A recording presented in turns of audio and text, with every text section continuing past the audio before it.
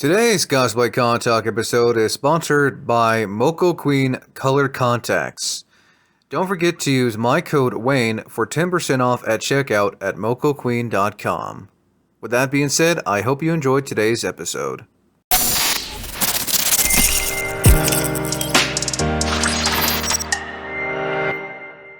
Hey, my name is Ciaran Strange, and welcome to Kumoricon!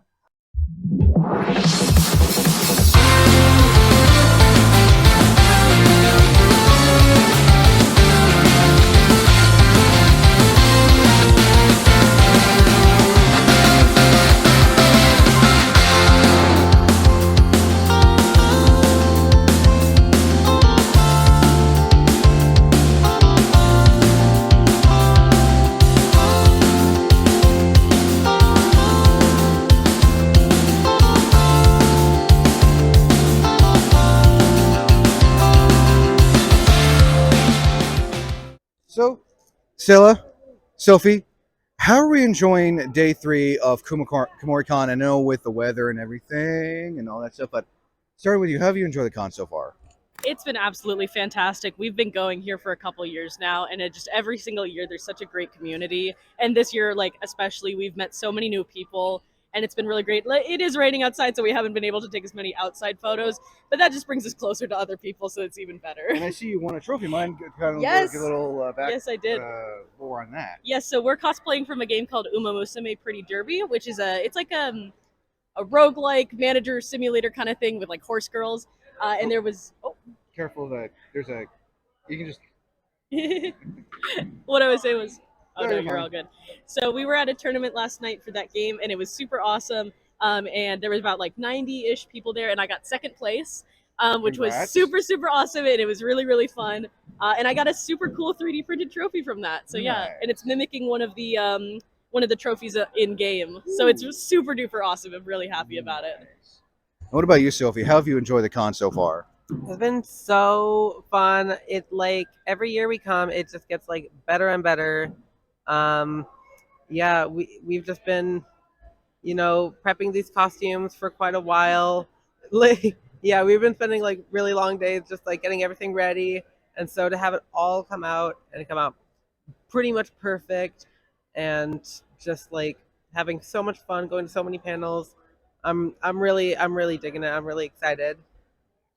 So back to you, Stella. What was the hardest part about your cosplay? And you can hold the mic too if Oh you want. yeah, seriously. I'd say the hardest part was probably at the very start. I had to source the fabric because this is all sewn with a sewing machine and stuff like that. Because I didn't have time to buy a costume, so I was like, I'll just make it. So I bought the dress from Ross and altered it. But then the sleeves, I had to take out the lining of a different coat to use it for this, and that was a little bit stressful because it was much like upcycling. exactly, yes, and it was a very nice coat, and so I felt kind of bad about it, but I was like, I'm not wearing this coat, I'm just gonna steal the fabric. But making the sleeves, I had to pattern it myself, so that was a little bit stressful, but I'd say that's probably the hardest part of making my outfit. And what about you, Sophie? What was the hardest part about your cosplay? It was definitely patterning this, because it looks very simple, but it's kind of an interesting shape to get all right. It took a lot of tweaking. It basically killed one of my sewing machines. Oh no! Yes. To just stop, because I know if you use too much, it'll sometimes just stop altogether. Yeah. It was crazy. Oh, careful the. Yeah. But luckily we were able to find another sewing machine for pretty cheap. We were at this secondhand store, so we got that, finished the costume, and yeah, I'm pretty happy with how it turned That's out. a miracle. It worked. Yeah. Oh, careful the. You're fine. So last but not least, where can people find you on social media if they want to stay up to date with your cosplays or see you at the next con? Yeah, so on They can, on TikTok, I am on Stella_OWU, like a OWU, and the same on Instagram, and that's where you can find me. I post more cosplay stuff on TikTok, though. And what about you, Sophie? Where can people find you on social media if they want to stay up to date with your cosplays? You can find me pretty much anywhere at Spebilz. So that's going to be Spebilz Izzy. I thought it was pronounced Spebilz. Spebilz. Everyone has a different pronunciation. You can find me there on Instagram, on TikTok. Good thing about a weird name is no one else has taken it. Well, again, Sophie, thank you. Stella, Thank you so thank much. you so much.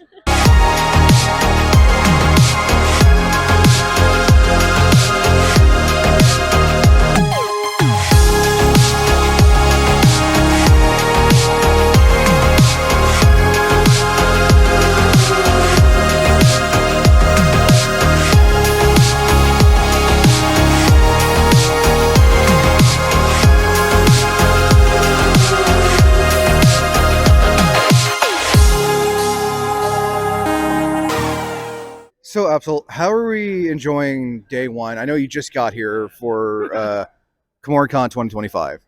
I think it's going pretty well. It's my first time at Kumoricon.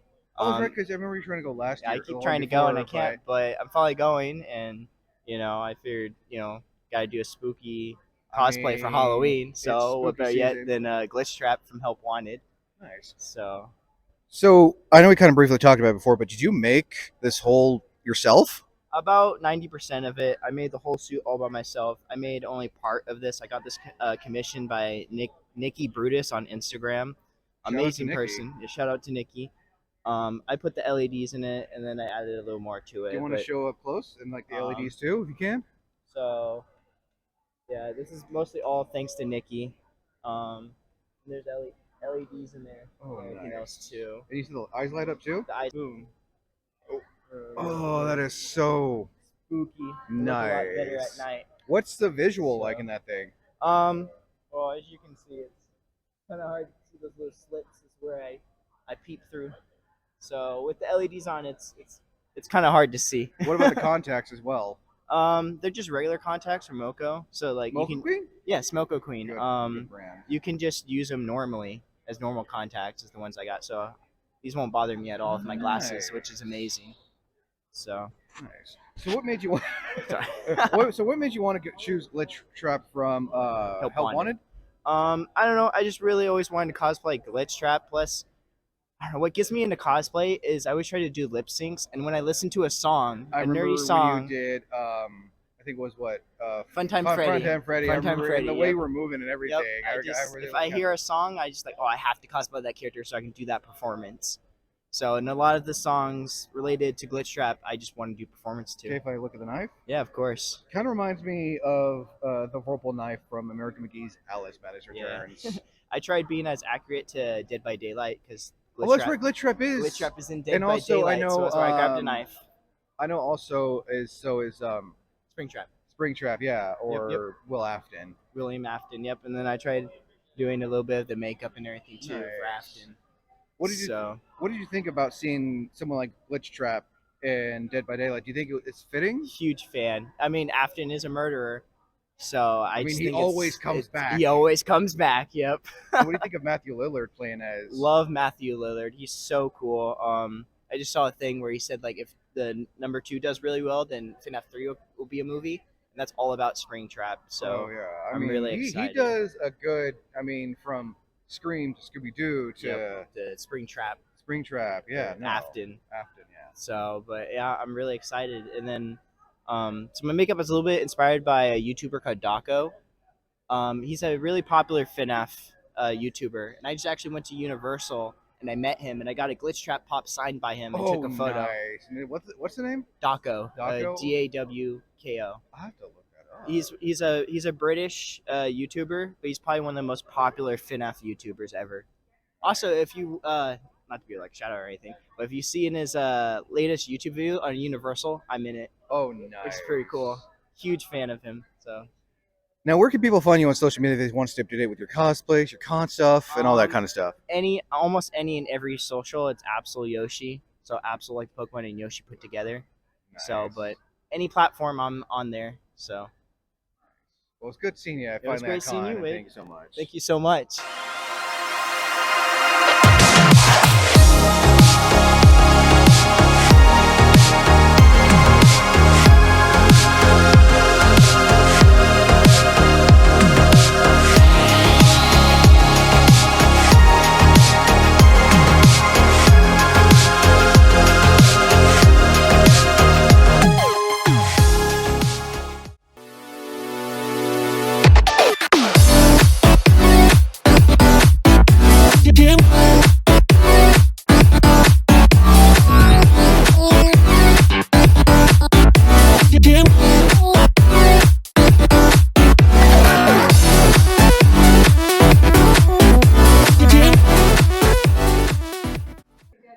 So, Carly, how are you enjoying Kumoricon, especially on Halloween as of today?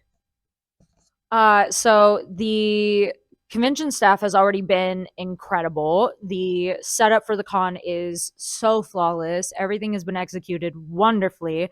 I'm really enjoying the overall process of maneuvering through the con. I haven't really been able to sit at my booth, so I haven't really met anybody yet, but I'm really excited to do that. Halloween is my favorite holiday, so I'm excited to be here sharing it with so many people.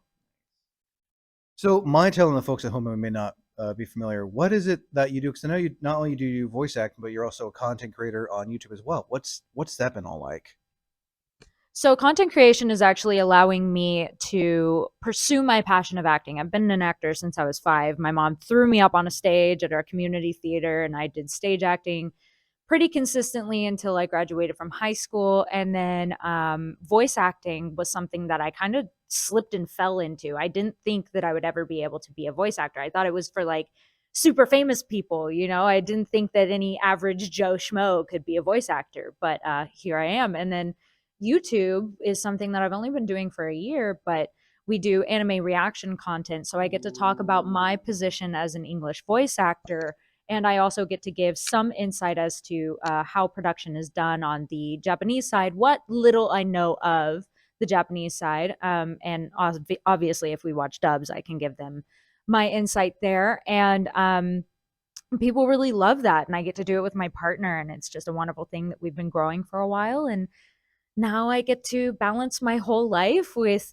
a day job as a YouTuber that gets to watch anime, and then I get to go voice an anime. So when people ask like, "What's your job?" I'm gonna just say, "Anime." No need to elaborate. Just all things anime. Now, I imagine being a content creator, it can be time consuming because I imagine, with anyone who does content creating, the editing, I imagine the editing can take a long time too with your content as well. I'm spoiled.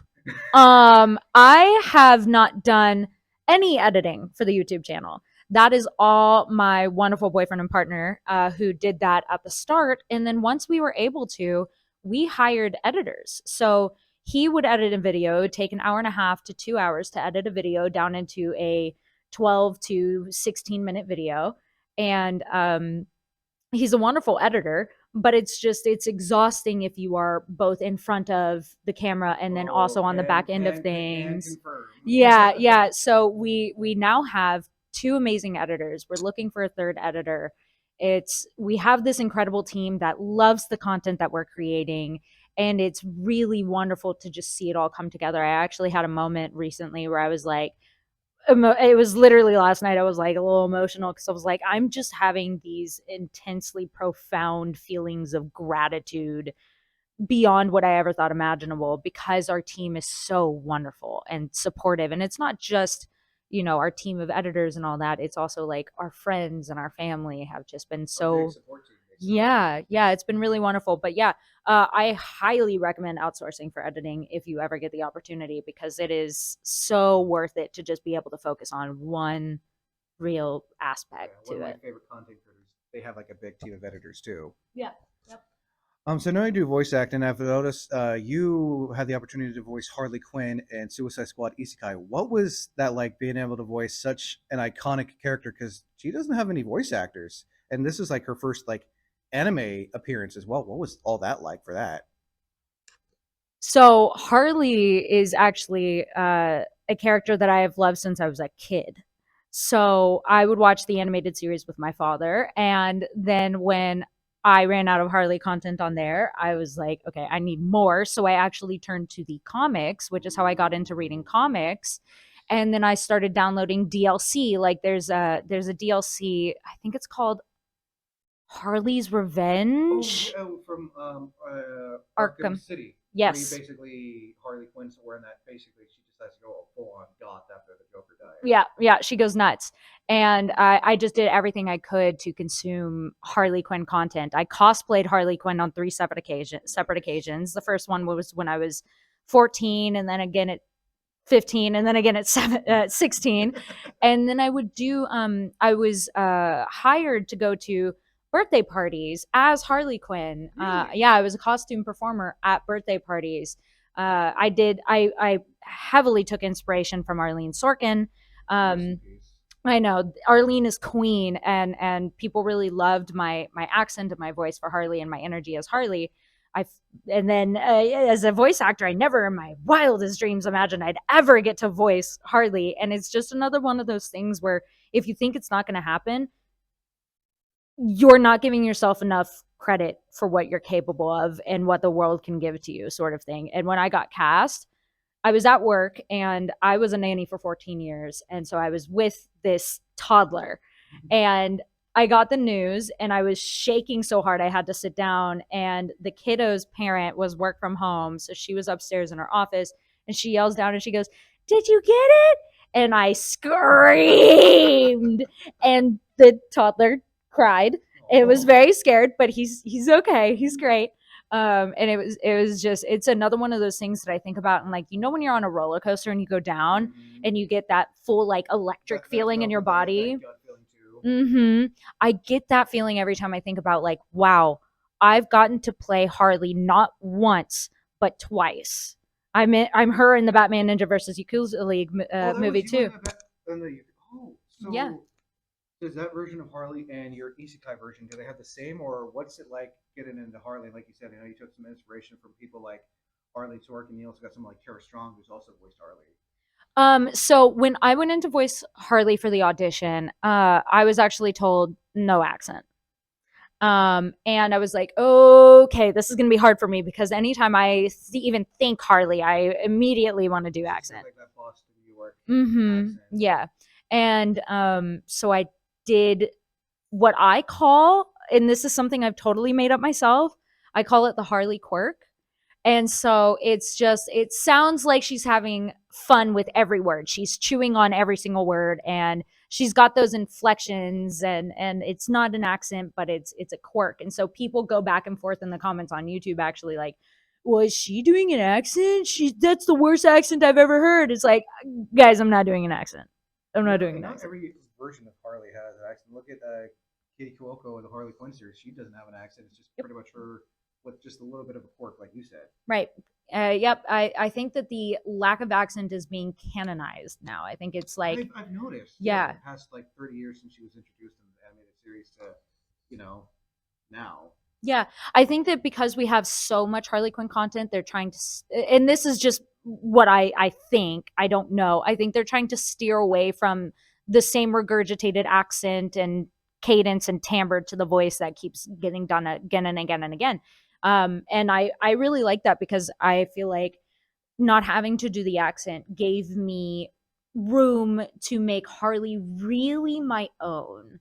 And so it's I get to be my favorite character but put my own twist on it. So I think that that's really good for actors to not have to be fully imitating something every single time. Two more questions. What kind of impact has this had on you all together as a whole? Just, doing the acting, the voice acting, and the content creating and everything. I am the happiest I have ever been. I have had a not long, I'm not even 30 yet, I'm 29. I have had a time with depression and anxiety and being able to pursue my passion of acting and not have the stress of like, okay, I have to work a 9 to 5 every single day. Like content creation has taken this weight off my shoulders and it's still work. Don't get me wrong. It is absolutely still work. Views, subscribers, like a certain amount to get monetization and everything. Yes. I think some people don't realize that content creating is actual work, especially if you're getting monetized. Yeah, absolutely. And so is voice acting. I think people think we just go in the booth and we do like happy, goofy, whatever stuff.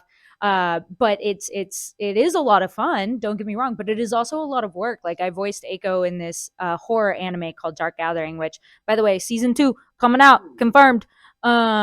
And I was spending hours in a booth screaming and begging for my life. And I remember one especially hard session, I left the booth and normally I would call my partner afterwards and I would talk to him just about my day, and we'd catch up and whatever. And I was just like, hey, I actually, like, I need a moment. I need to breathe, because it is hard on the soul. It is like incredibly hard on the soul, and your brain does not really know the difference between acting at a certain point. Your brain thinks you're actually in that, so you're releasing all those endorphins and the cortisol and all that. It's stressful, but yes, I'm long-winded answer. I'm very, very, very happy to be able to take care of myself and my passion. One more question. Any last minute advice you just want to throw out there? Take classes, and not gimmicky classes either. Really watch out for that, because there are a lot of people who want your money, and they're going to give you the same regurgitated advice as a $40 class that you can take at your community college. Support your local theaters, take classes from them. Support your community colleges, take classes from them. I'm currently taking classes at a community college. Take classes. And don't think that because you can do a really good impression, that's going to get you roles. You are not going to get booked to play Monica Rial. They're going to book Monica Rial for a Monica Rial voice. Same thing with Goku. They're just going to book Sean Timmel. The best thing you can do is sound like yourself. You want to stand out. You want to be an iconic voice of your own. Some good advice again, Karlii. Thank you so much. Enjoy. Hope you and your partner enjoy the rest of the con.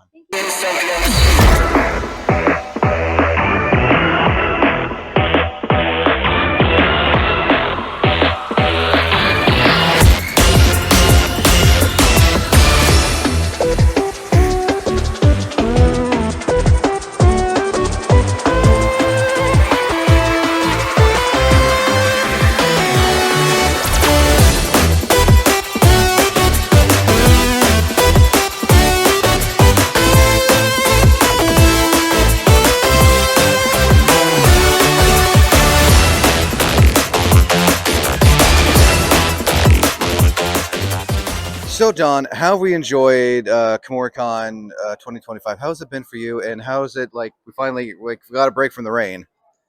It's been good so far. I really love it. So this is like, I don't know how many times I've came to Kumoricon, but this is like the better one. 3 years ago, I didn't have the great experience. I almost got kicked out of the con for buying Oh, I remember you telling me. Frostmore's sword.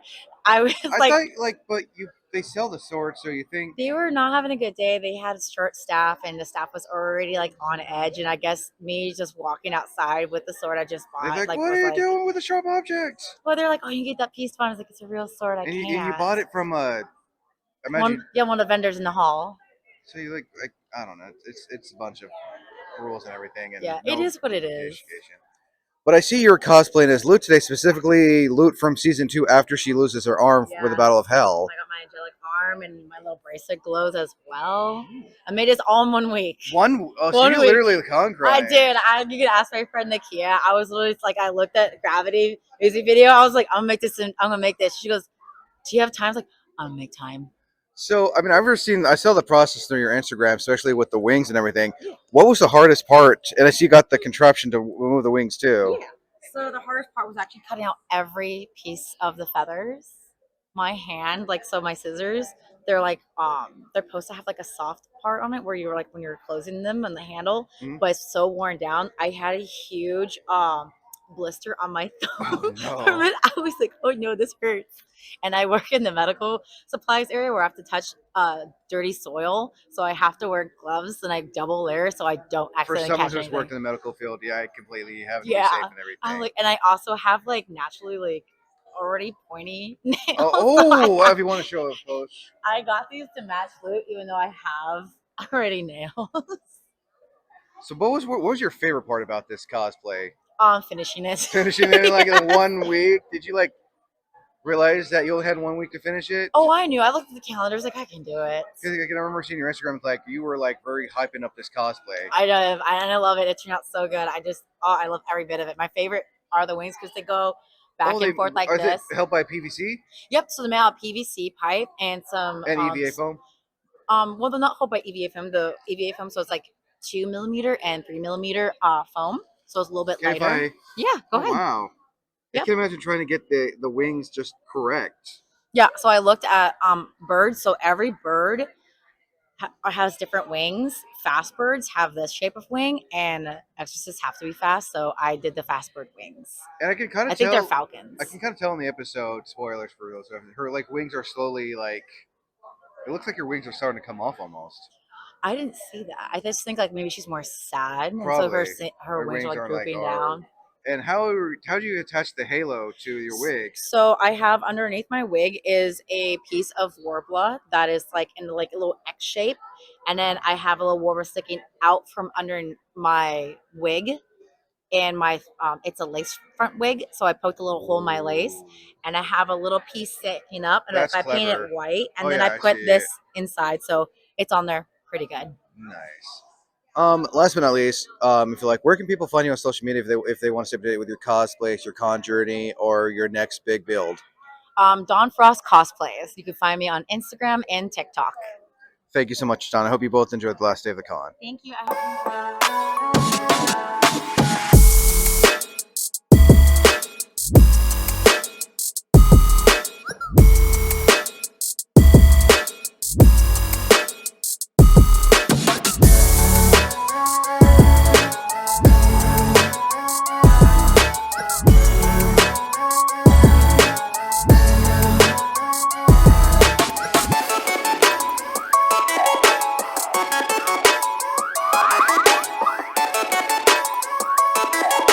And I'll give you the mic too, so you can easier for you to talk.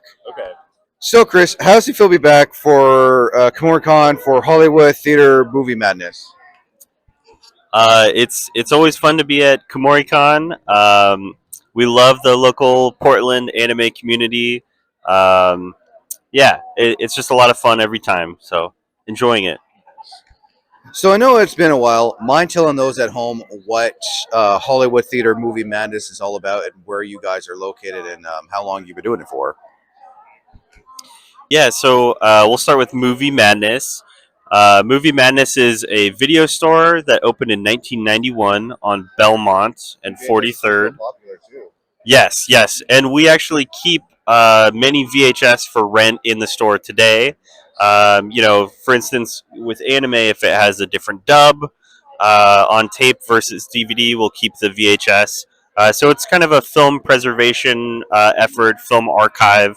You got to preserve the classics, I feel like. Yeah, and then the Hollywood Theater is a classic movie palace built in 1926, and they actually let me program anime there once a month.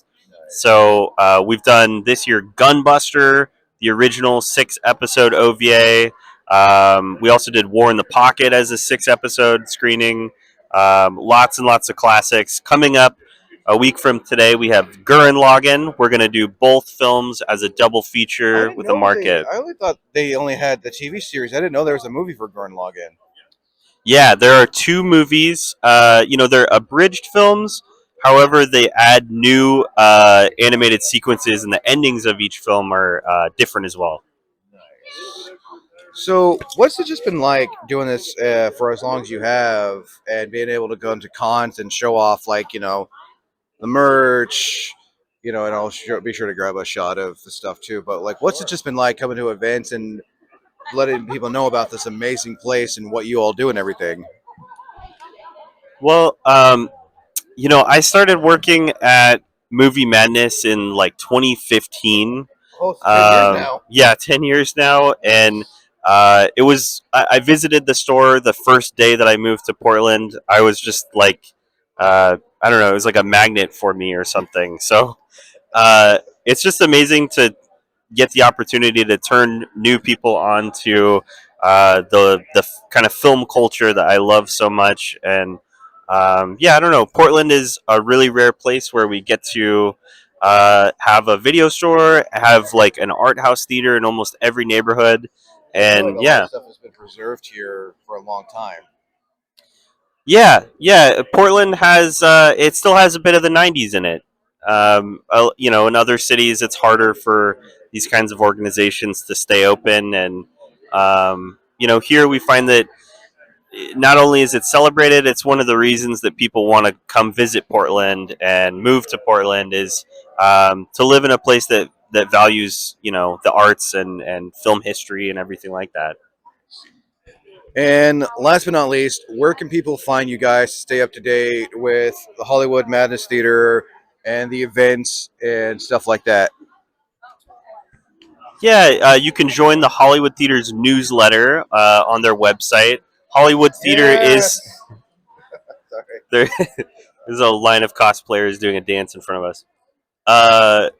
Yeah, and so you can join their newsletter through the website hollywoodtheater.org.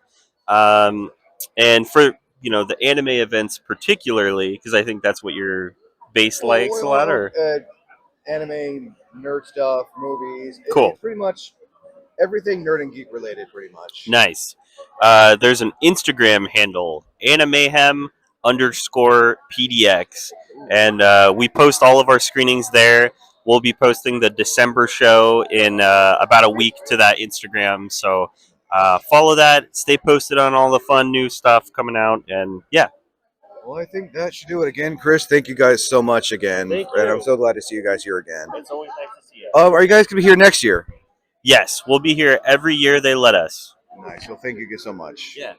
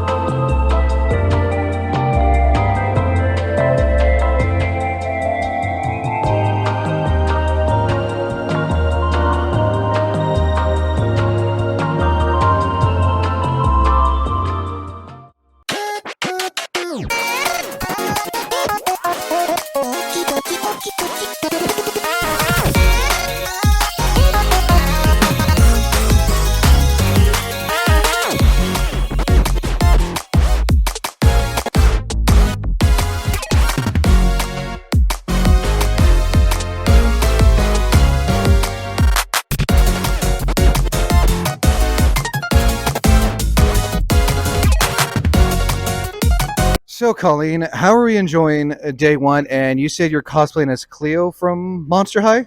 Yes, I am Clued now from Monster High, and it's pretty good so far. I mean, all I've done is get my badge, but the process went very smoothly.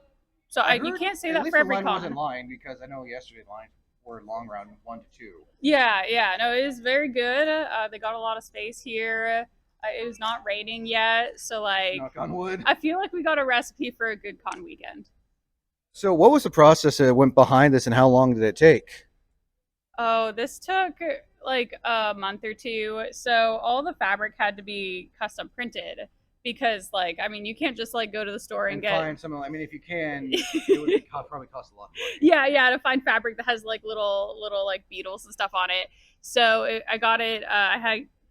I commissioned someone to design the graphic. Then I got it printed at Spoonflower, and then I sewed the whole thing together. Nice. Yeah, so it was a process. How much was the commission, if you don't mind? I think the commission was only $60, but then ordering the fabric was $100.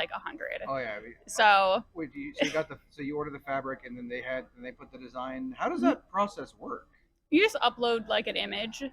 Oh, kind of like a JPEG type. Yeah, that sort of situation. I didn't know you could do that with fabric. Yeah, it's custom printed. You just upload the graphic, and then you can choose which fabric you want to use, and then you can just like any other fabric, order swatches, and then when you get what you want, it comes in the mail, and you have some very, very expensive fabric. So this is a very unassuming looking cosplay, but it's probably one of my more spendy ones.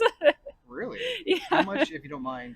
Oh gosh, it is probably. Oh wait, the shoes. Oh, you can't see them in The shoes are $200 200? because they're from YRU and they're the official YRU Monster High shoes. I didn't know they had like. I mean, I heard they had official clothing. But I didn't know they had like official Yeah, like, shoes. yeah. So they're the official like collab shoes.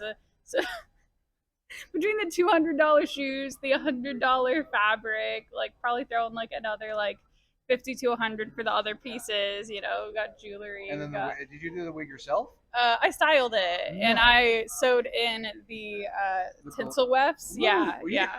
What's the process for sewing that in for anyone at home who may want to do something? Yeah, similar? so thankfully we live in the future and you can just order tinsel wefts off of like this was Epic Cosplay wigs, and they'll come in like already bound wefts to sew in. So you don't have to tinsel a wig. You just order the wefts and sew them in like you would for any other. Yeah. That's some good advice because I didn't know you could.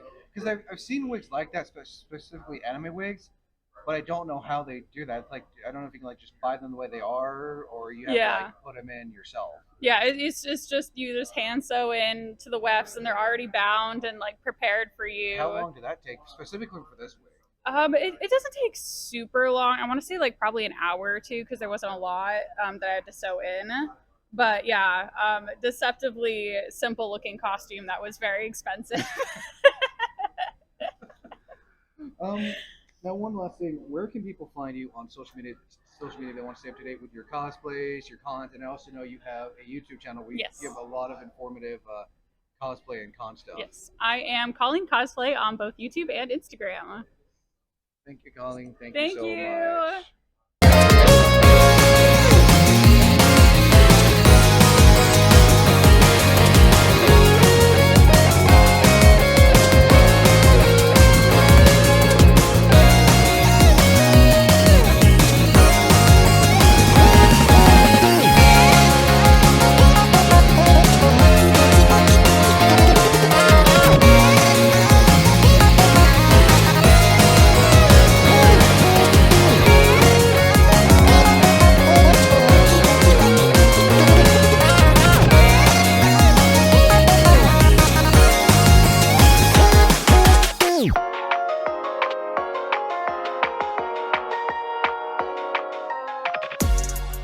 So have we both enjoyed the con? I know you said you're cosplaying as Tengen from Demon Slayer? Yeah, yes. How are you doing it? I'm enjoying it. Super awesome. Super grateful for it. This is my first time here. Oh, how's you like it for your first time? Super better. It's better than any other con that I've been to in the area.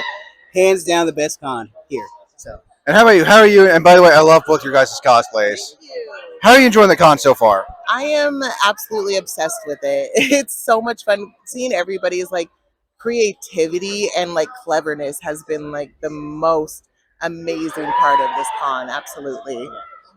So since is this your first time as well? At this con, absolutely. So for the first time, what's been your favorite thing about this con so far? Just seeing all the different people and their creativity. I'm a big gamer, so I really appreciate the gamer room. What's your favorite game? Oh man, shoot. What have you been playing recently?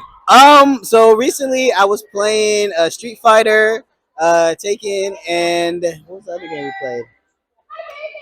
It was this shooting game they had down there. It was quick shooting, which was like an 80s retro game. It was really, I might know. That was really fun. And the train game. I've never driven a train before. That was pretty sick to do that. So I take it you're a gamer as well? I am a gamer as well. What are some games you've been playing recently? Honestly, I've been more into the Wii Sports and Call of Duty. Ooh, yes, very much so. Now I take it you both are into anime as well? Yes. So I know, like I said, what is your favorite anime? So, I mean, I know you're cosplaying from Demon Slayer, but do you have any other favorites? I would say an anime that's super underrated right now is Cells at Work. Have you seen the other one? The Code Black? The more like, I didn't even know that was a thing. Where your body, like when your body starts turning against you and stuff. Yeah, I've seen that one. Yeah, like the more like I call it the risque one. Yep. I've seen that one. They're all super good. The other anime I would say is One Piece. Is another good one. And yeah, those are my top two right now. What about you? Do you got any favorite anime you've been watching lately, or any old school anime? Oh, Sailor Moon. I just restarted Naruto. again for like the second time. I know. One Piece is absolutely all-time fave. JoJo Adventure, Great Adventure. I can literally go on forever. I'm literally just obsessed. Yeah. Do you guys have like cosplay handles if people want to check you out, your stuff and everything? Oh yeah, mine is Hi Haters 33 on Instagram. And mine is Roster King Brit 09 on Instagram. Well, I hope you both enjoy the rest of the con. Thank And you so much. Well,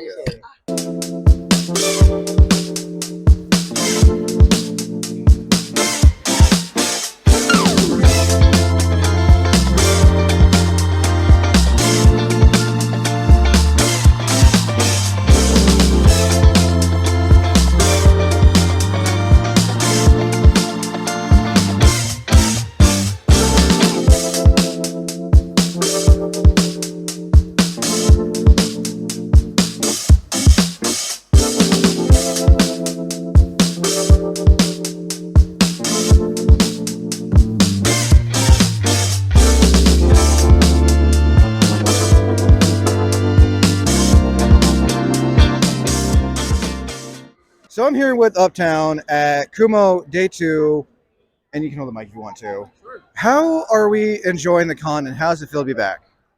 I am always so glad to be back at Kumoricon. Fun fact, Kumoricon was actually my very first convention when I started cosplaying all the way back in 2012.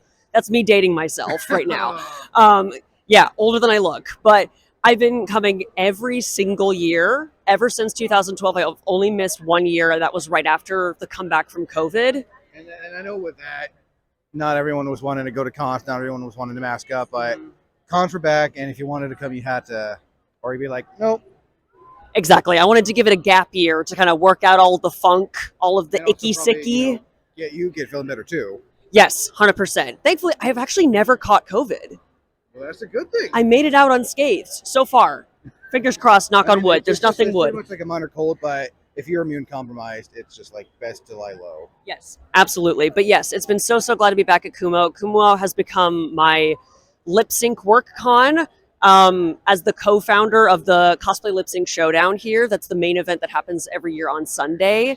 And then a few years ago we founded the 18 plus lip sync as well. I attended that last night. Yes. I watched like the first three, but it was still fun. I think I saw you and Mama Selmo doing the Backstreet Boys. Yes. Boy band realness. I just couldn't contain myself with the laugh during that.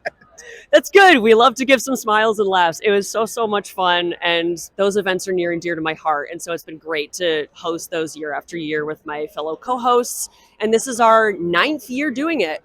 Really? Yeah. That's a long time. Yeah. So I know we kind of asked this. Who are you cosplaying as, and from what anime game? Yes. So currently I'm cosplaying as Yoshiki from the new anime on Netflix called The Summer Hikaru Died.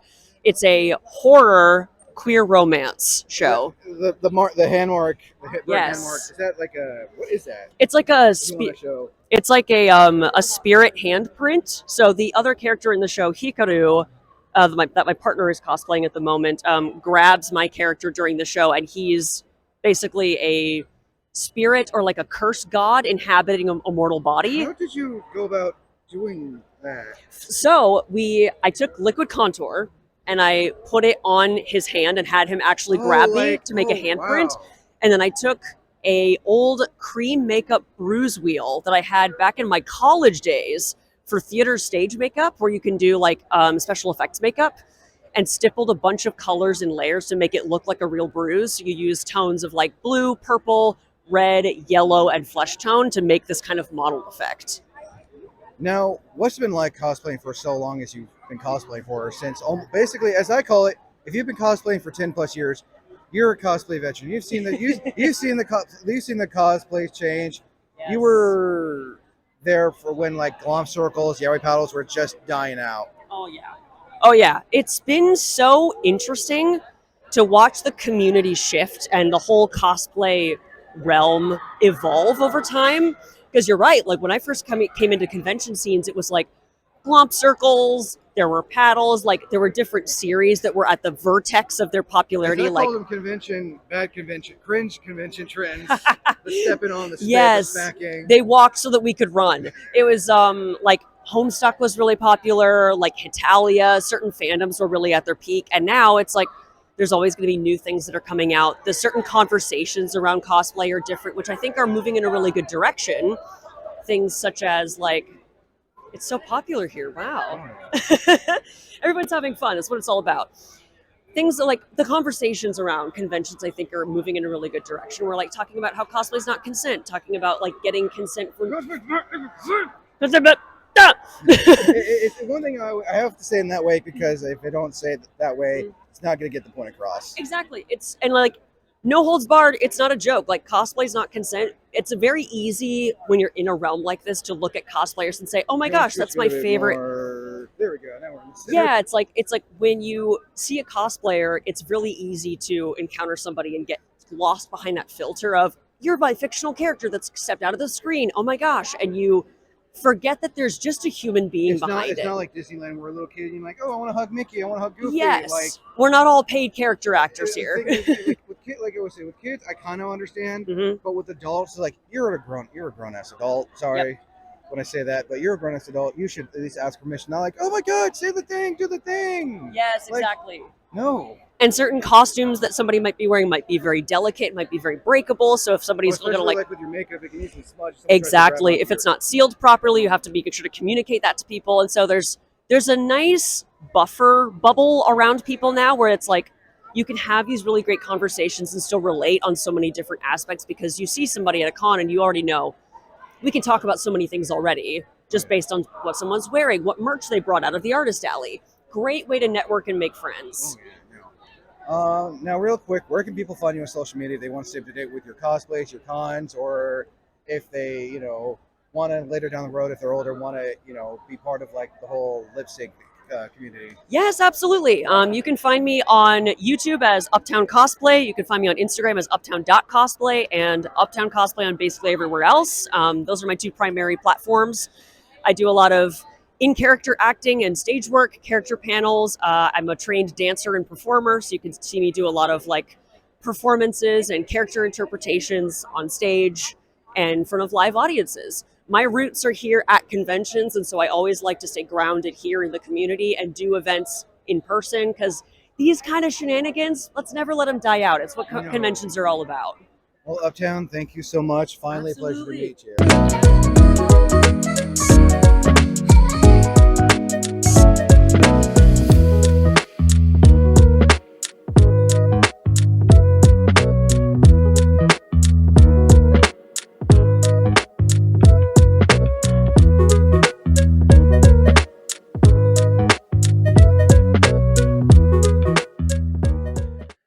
So, Jill, how have you enjoyed Kumoricon 2025? It's been a very lovely day. The rain's finally gone for now. Yeah, it's my first time in Portland, and gotta say, I'm a fan. Like, truly, my parents have like a camper van, and they just kind of drive all over the U.S. and like camp. So what I do is when I go to a con in a cool place, I'm like, "Hey, mom and dad, you need to go to Portland. It's awesome." I'm sure they would love it here. A lot of great places. Yes, and the food is so good. I've actually had some of a local place the other day, and it was so good. Yes, and it's just like gorgeous, so picturesque. I've been like taking so many pictures. So yeah, I'm really honored to be in your city, and I'm having a wonderful time. That's good to hear. So for mine, telling the folks at home, how long you've been doing this for, and what made you want to like this? Like, what was like the inspiration, and what made you want to get into acting? I've been doing anime dubbing for about 10 years. But technically I've been doing like voiceover for 15 years because I started when I was 15. How I figured out I wanted to do this. I was just like a really nerdy kid who watched a lot of cartoons, and one day I realized that there were people behind the voices and that was a job and you could get paid to do that. And I was like, oh, well, that's what I want to do. Like other kids were like, I want to be a fireman and whatever. And I was like, I want to do the voices in cartoons. Like you get to voice a fireman. Yeah, like voice all of the things. And then I've always had kind of like a high-pitched, nasally voice, and some people have poked fun at it. But I was like, perfect for cartoons, you know? So yeah, just kind of ever since I was like 10, I got really like focused on it. And I think my parents hoped that I would grow out of it, but I never did. Oddly enough, I'm quite lucky. When I was 14, I found out that like one of my cousins was a voice actor in Nashville. She does mostly commercials and audiobooks. Melba C. Brill. She's very prolific. But yeah, I was like, oh my God, we have a voice actor in the family. And she only lived like an hour away. So we went up to her house. She showed me her home studio. She pulled out some commercial copy for me to read and stuff like that. And, you know, just to try out the voice acting thing. And I think my parents were hoping that she would let me down easy. But at the end of the day, I was like, well, this is something I'm interested in pursuing. What do you think, Melba? And she goes, I think you've got what it takes. If I were you, I would move to LA when I turn 18. That's what I wish I had done. And so my parents were horrified, but that really incentivized me. So I started saving up my money. I built a home studio in my closet.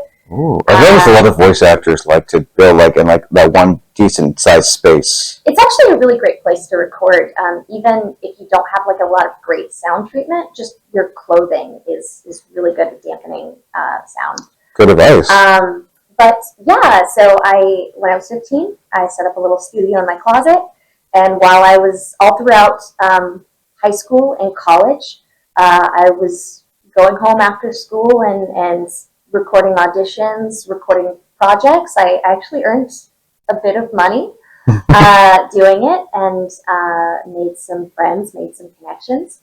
And then when I was 19, I moved to Texas because I wanted to work for Funimation specifically. They were my favorite anime dubbing studio. One of the first anime that I ever fell in love with was called Kadocha. I don't think I've ever heard of that. It's not a lot of people know it, and you should watch it because honestly, the dub holds up. Like I was rewatching it. Good chunk of dub does hold up. Phenomenal. And so what's interesting, I watched Kadocha, and then shortly after I watched Fruits Basket, and it's like the same cast. And It is, yeah, because Lord Bailey voices the main character in Fruits Basket. Jared Jewell, John Bergmeyer, Colleen Cosplay. And that's what was so interesting to me. I was like, wow, there's a really talented group of actors at this small studio in Texas. They're doing some really cool things, and like nobody knew what anime was outside of Dragon Ball Z, but I was into the niche stuff, and I was like, I want to be where the people are. And so yeah, I saved up my money, and when I was 19, I moved, and shortly after, I started working there. Nice. So I know it seems like you've had a long, prolific career over the years. I mean, from like you said, anime, and then I know I know a lot of people are familiar with you as the voice of Charlie from the pilot of Hospital Hotel. How did you get about going out working with someone like Vipsy Pop and everything? So Vipsy Pop just tweeted out a Google Doc. Anybody who finds this Google Doc. It's usually how I've noticed. That's how like it goes nowadays. Like people will post on Facebook, Twitter. It's like, hey, looking for this and this and this, and Yes, and so yeah, I actually had a friend. He was a fan of Vipsy Pop, and he saw it, and he was like, "You seem like you would be good for this." And I was like, "That looks like a lot of fun. Thank you." So a lot of people don't know. I recorded Has Been Hotel in my closet, in my home studio. So yeah. What? And you already answered one question I was going to ask about the type of impact it's had on you and everything. Yeah, I try to like I'm much better. I used to like really downplay my achievements, but I'm trying to just acknowledge and so I'm so grateful and like truly this is my dream job. 10-year-old Jill would be stoked, like she'd be losing her mind right now, and it really is such an honor and a blessing to be here. Thank God I was successful. I don't know what I would have done any otherwise. I didn't have a plan B. Um, but yeah, I'm so thankful to be here. And it's what's interesting is I found anime when I was 10. Military family. I moved to a new place, didn't know anybody, was bullied. And so I found comfort in anime, and now I have, 10, 11 year olds come up to my table and be like, I watch anime when I get home from school, and I was really sad and I watched this one and it made me feel better. And so just to be a part of that, and to do for someone else what anime did for me.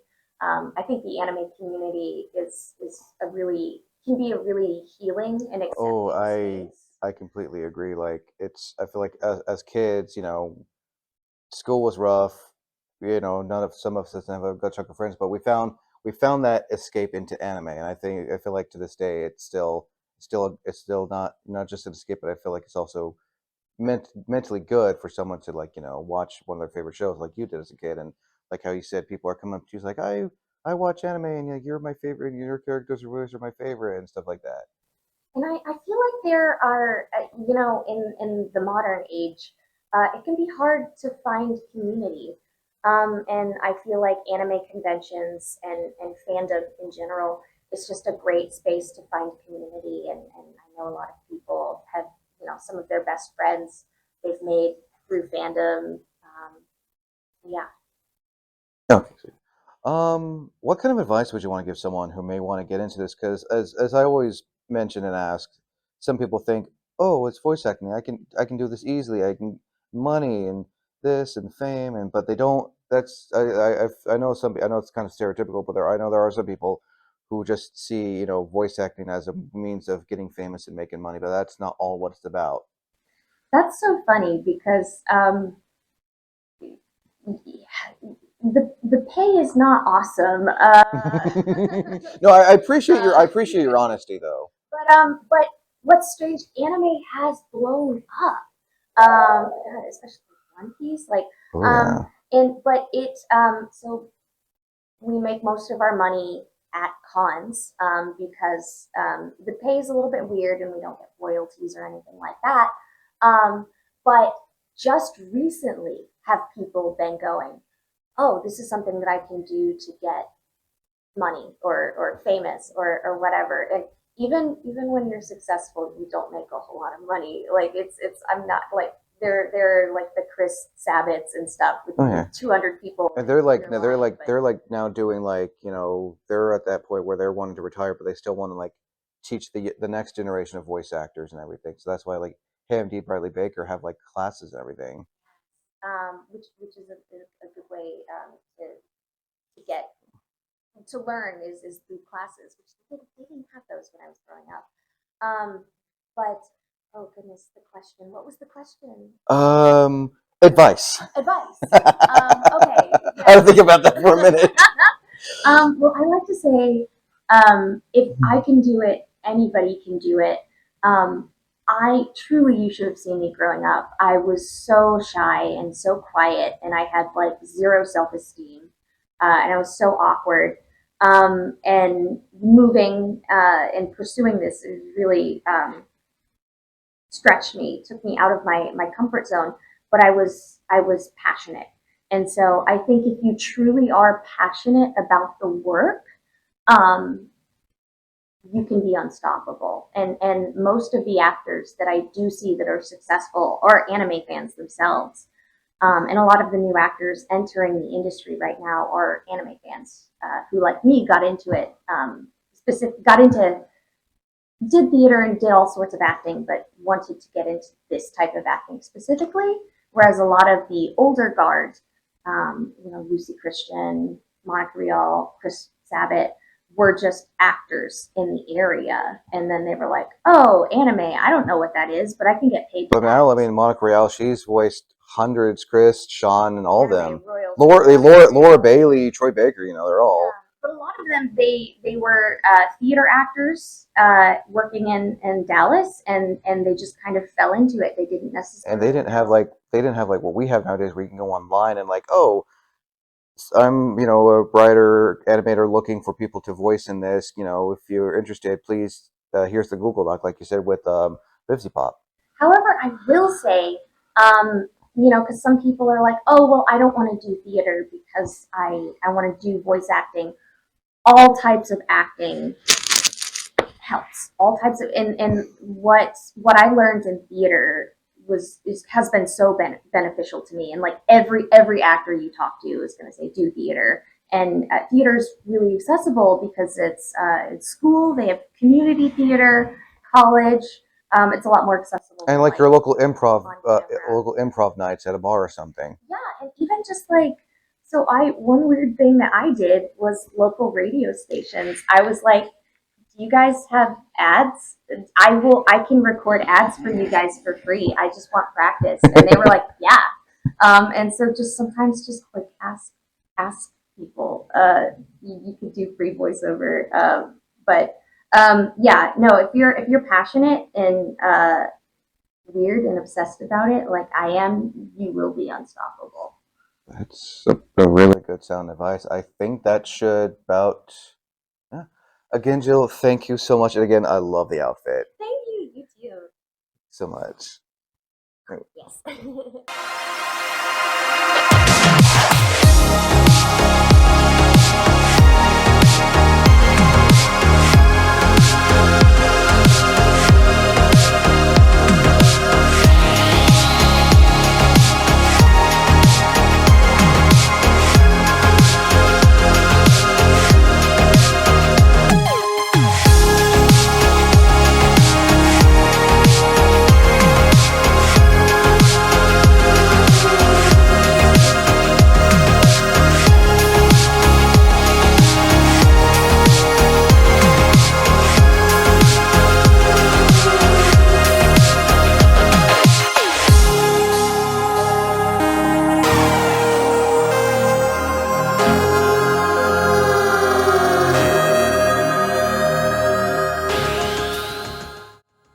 So I'm here with Hylian Cream Cosplay at day 2, rainy day here at the Hyatt in Portland and right across from the convention center.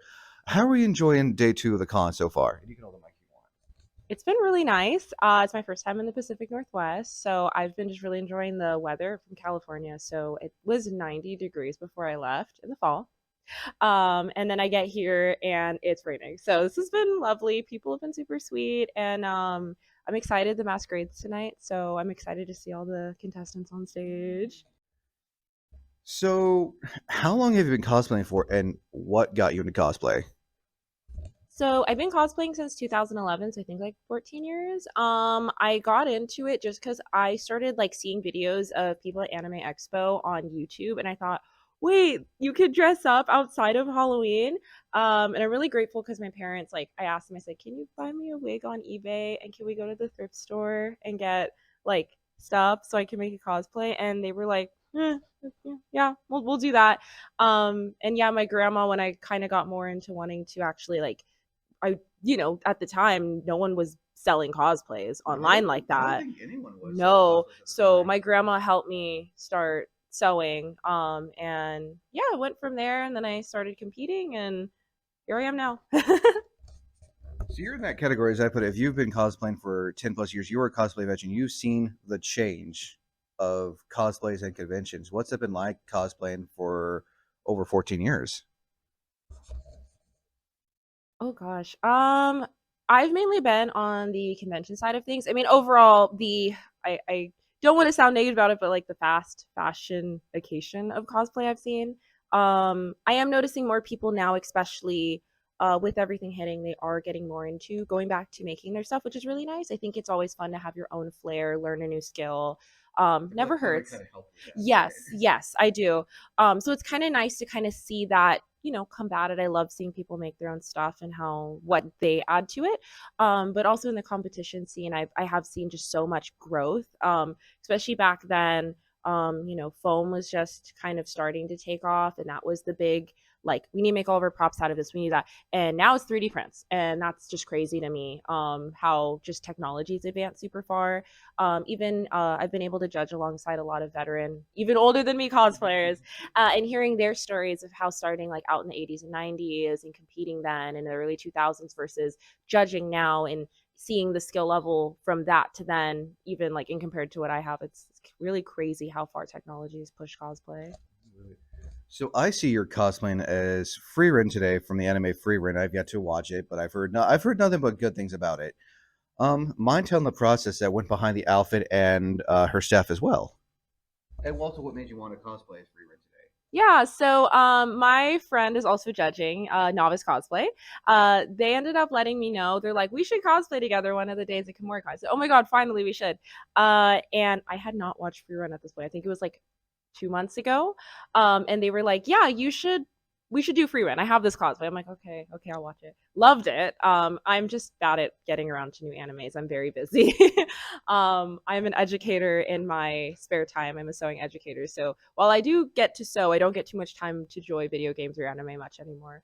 And then from there, I really fell in love with Freerun's character and who she is. I really related on a lot of aspects to her. So I was like, okay, I'll make hers.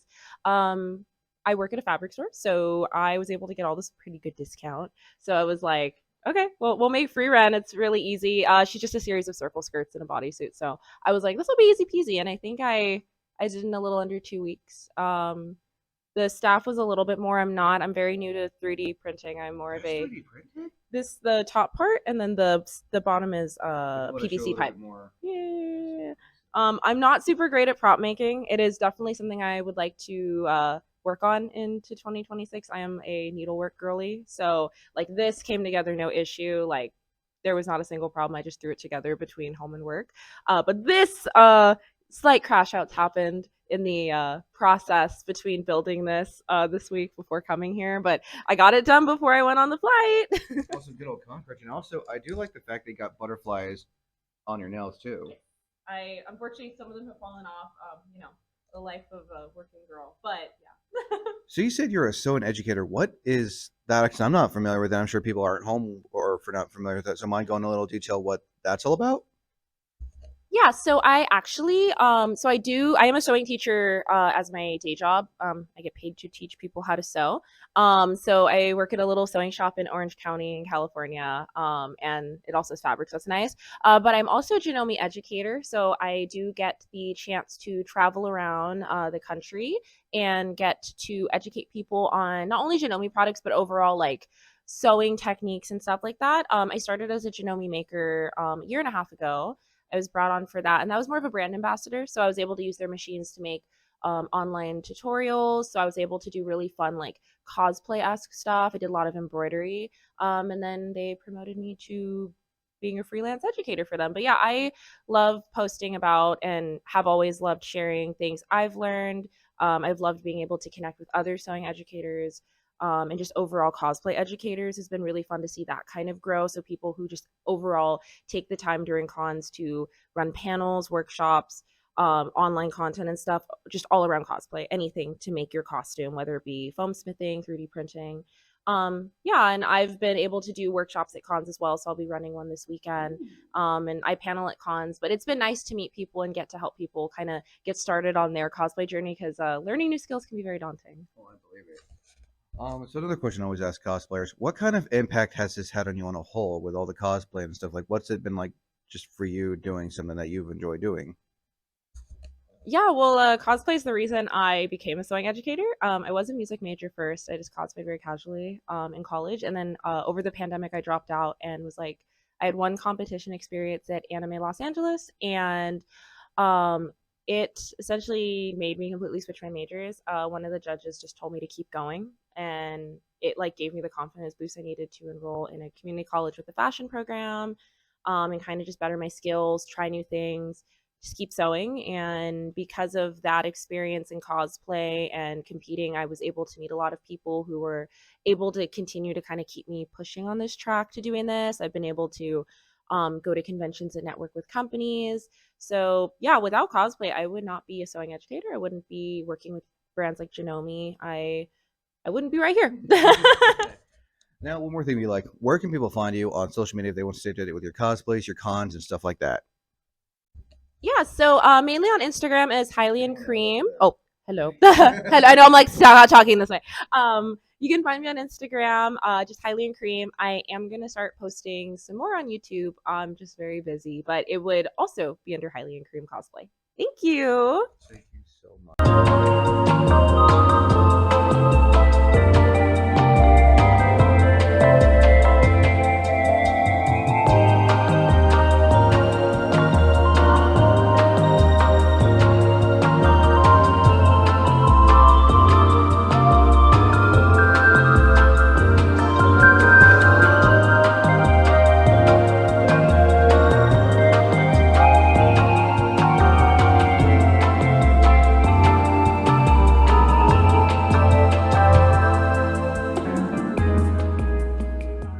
So I'm here with Justin, is it? Yes, it's Justin. On the final day of Kumoricon. How have you guys enjoyed the con? And mind telling the folks at home who weren't able to make it about Oboijma? So we've been loving the con. This is always one of our favorite cons to come to. And Oboijma is a Studio Ghibli and Legend of Zelda inspired campaign setting that we made for 5th edition. So unlike a lot of other D&D campaign settings that are very like heavy combat focused and stuff, ours is more of a slice of life leisure fantasy, as we call Mind it. showing people the book? Yeah, absolutely. And you can like bring it up close too if you like. That is, I love the art style. I've actually heard of this. I think Kumo mentioned you guys were coming, or someone. I see someone share a post, and like I liked, and I was like looking through it online, like this is amazing. We've also had demos running all weekend that a lot of people have been doing live plays of. But yeah, all of our art is 100% made by humans. Zero AI was used to make the book at all. I always say FAI.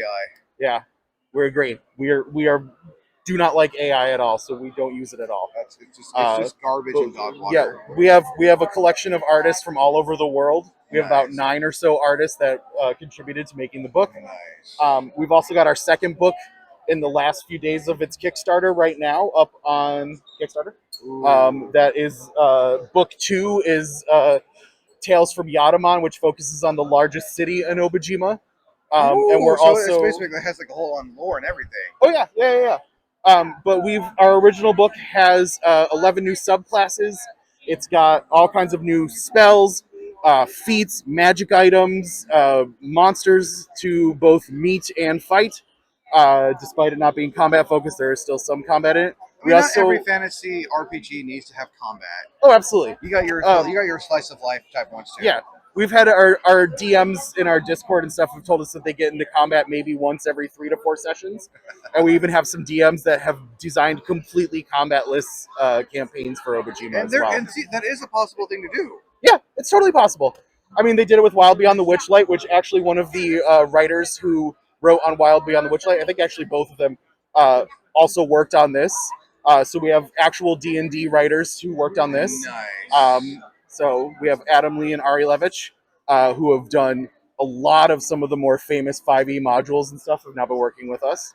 But yeah, we also built a potion brewing system that has 135 different ingredients that you can turn into 180 different potions that are all in the book. Each one has its own art. I love some good alchemy. Yeah, so instead of just being like, where does a healing potion come from? It's there, and it's a healing potion. Here's that ingredient. Yeah. Just combine it, and there you go. Nope, so we made all these ingredients that you can actually forage all over the island of Oboijma to find and turn into all these different potions that have wild effects on them. So yeah. Now also, where can people find Oboijma, like the websites, like social media links? Where can people find it so they can like learn more about if we want to just step back and show? Yeah, where can people find it? And by the way, I love the Yu Yu Hakusho. Oh, thank you. It's one of my all-time favorites. It's what got me into anime. Oh, nice. Yeah. Oboijma.com, and pretty much on Instagram, Facebook, TikTok, anything like that. We're just Oboijma. You can find us anywhere, just at Oboijma. Again, Justin, thank you so much. No problem. Thanks, Wayne. Where's you guys, real quick, where's your guys' next event going to be? Are you guys going to be taking a small break? Oh God, I don't even know where our next one's gonna be. We were gonna do Wasabi Con, but they're on hiatus forever. But we have a lot coming up. I don't even know what our next one is. I don't even know what our chance is. Dragon Con, maybe? Is that the next one? Ooh, that's been on my. But again, Justin, thank you guys so much. No problem. Thank you.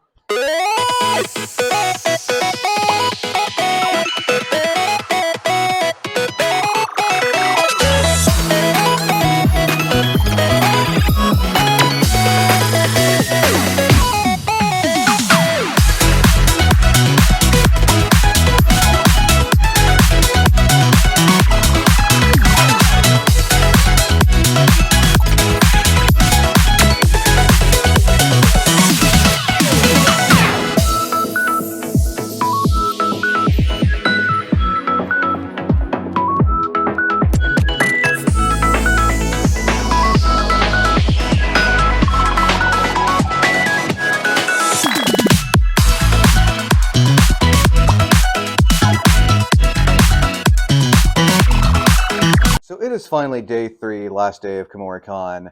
Mallorie, how have you enjoyed being in Portland? Is this your first time being in the Pacific Northwest? Oh my gosh, I'm having the best time. It is not my first time. I have a couple friends that have lived in Portland or the Oregon area over the years. So I've been before, but let me tell you, I wish you guys were here right now. The weather is perfect. The fall leaves are beautiful. I'm just having the best time And you ever. got to meet a husky as well. And there's a cute dog right here. I wish you guys could see her. She's very adorable. So yeah, suffice it to say, I'm having a great time. That is good to hear. So for those at home who may not be familiar, how did you get into acting and how long you've been doing it for? Oh yeah, so I started voice acting with Crunchyroll about 12 years ago. So I've been voice acting in anime for about 12 years, and I got into it. I really started through choir. So I was a huge choir nerd. I started in choir in 4th grade, and I was doing like city choirs and like regional Southwest, American choirs.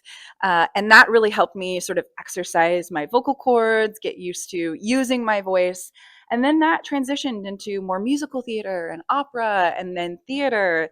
And then all of that happened. And in college, I had a professor who said, Mallorie, I think you should really consider a career in voiceover. And I took that advice to heart, which goes to show, your professors and your teachers. They pretty much gave you that little nudge out the door in a sense. Yeah, he really had an impact on my career. And so I took lessons, I recorded a demo, I got an agent, and getting my foot in the door at what used to be Funimation, now Crunchyroll, in some of these opportunities was some of the hardest parts. But here I am 12 years later, and I'm so grateful for the journey. Nice. So a question I don't think I've ever asked when it comes to agents: how do you go about finding an agent? Do they find you? Do you find them? How does that process work? Yeah, I think, one of the first hurdles that you'll experience in your voice acting career is getting an agent. And agents, I like to call them the keys to the career, because they're the ones that have all of the connections to the opportunities. So whether it's a commercial or, an anime series or a video game, they oftentimes will work with those casting directors. And so having an agent is really how you start to get those auditions and opportunities. And for me, I was kind of playing this game of, I don't want to apply for an agent too early, where I'm too green, where they say, no, You wanted she's to get too some green. we want to get some experience in. Exactly. So I ended up doing some local TV commercials. One of the first commercials that I ever did was for snoring, like a CPAP machine. So I'm the voiceover in a local CPAP machine commercial. It was for a friend of a friend, and I did a few of those opportunities. And then, taking lessons and recording a demo. And then I put together this little packet. I don't know if it's still this way when you apply for agents, but it had my demo in it, had my resume, my headshot, a letter of intent. I was I had too much fun. Like, It's good to have a portfolio. yeah, and putting it all together and giving it to them. And it was a tough first hurdle. My agent actually made me come in and do cold reads and perform a monologue. They really took it very seriously since they have a small roster of talent. And I've been with them for 12 years now. Nice. So everyone knows you as Freerin. How did you come about getting the voice of everyone's favorable, lovable? Is she an elf? Yes, she is. Yes. Gosh, I think it has many legs, I guess, of how Freerin, I was able to get the role of Freerin.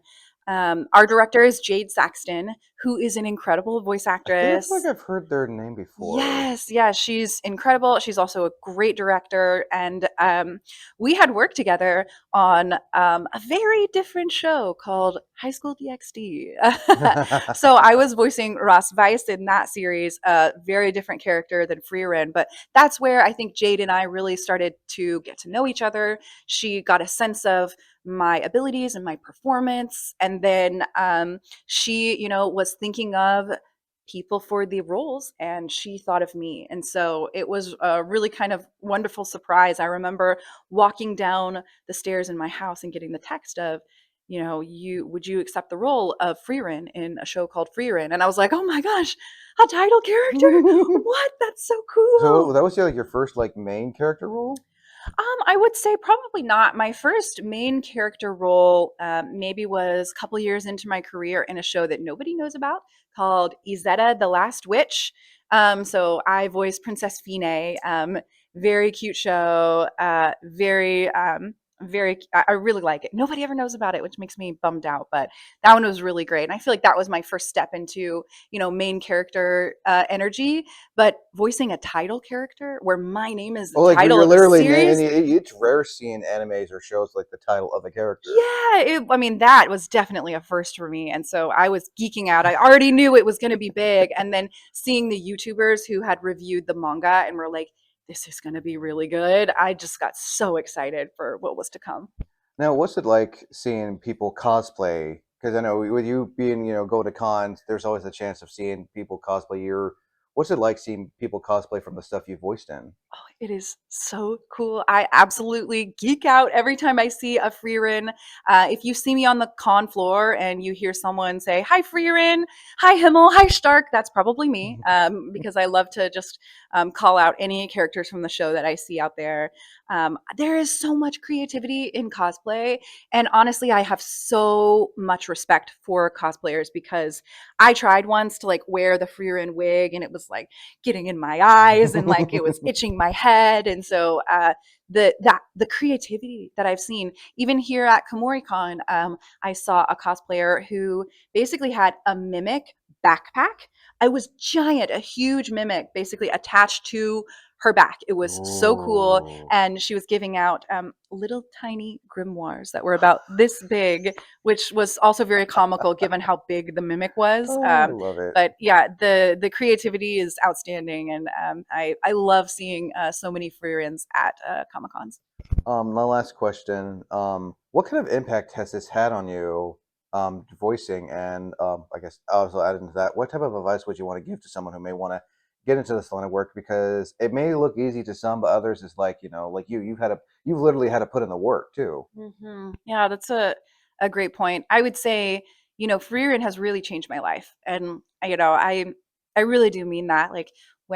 Before I got cast as Freerin, I was going through a really hard time, similar to Freerin, where I was experiencing a lot of loss in my life, of my beloved pet. We've got a dog sitting right here. My cat, Mildred, passed away. One of my good friends unexpectedly passed away. And I was just sitting with this loss. And so getting the role of Freerin, it gave me hope again, and I think, as Freerin kind of deals with the loss of people in her life, like that Himmel scene, just in the first episode, I was really crying I in the saw booth. that and I thought that looks so depressing. Oh, it was really emotional. The show makes you think about your own life and the passage of time. And when I reflect back on my career, I think the advice I'd give to people is, have perseverance, have that hope, because there were times when I would look around, and I'd see other actors winning, and I would go, oh, why can't that be me? And it's hard not to compare yourself to other actors, but each of us are on our own journey. And if you stay dedicated to your craft and your practice, and getting better every day, and don't give up, have perseverance, wonderful things can happen. And I think Freerin and my acting journey have taught me a lot about the importance of perseverance. There are some actors who have been like doing this since, like 30, 40 plus years, and they're still, you got someone like Peter Cullen who voices Optimus Prime who's been doing it for so long. Yeah, it's amazing. I mean, I tell the story sometimes of when I tried to get my first role at Funimation. I sent an email to a random email, and I was like, "Hi, I'm Mallorie. I'm a voice actor. I'll be at your studio in 30 minutes. I'll do walla, which are background noises in a scene. Whatever you need." It took them 4 years to finally respond to my email, and I got my first audition. So again, it's funny because there's so many parallels with the show Freerin and the passage of time, but having that commitment and that perseverance, I'm so glad I didn't give up. Well, I'm glad you did. I mean, look where you are now. I think that should do it again. Mallorie, thank you so much. Thank you. Thanks for having me.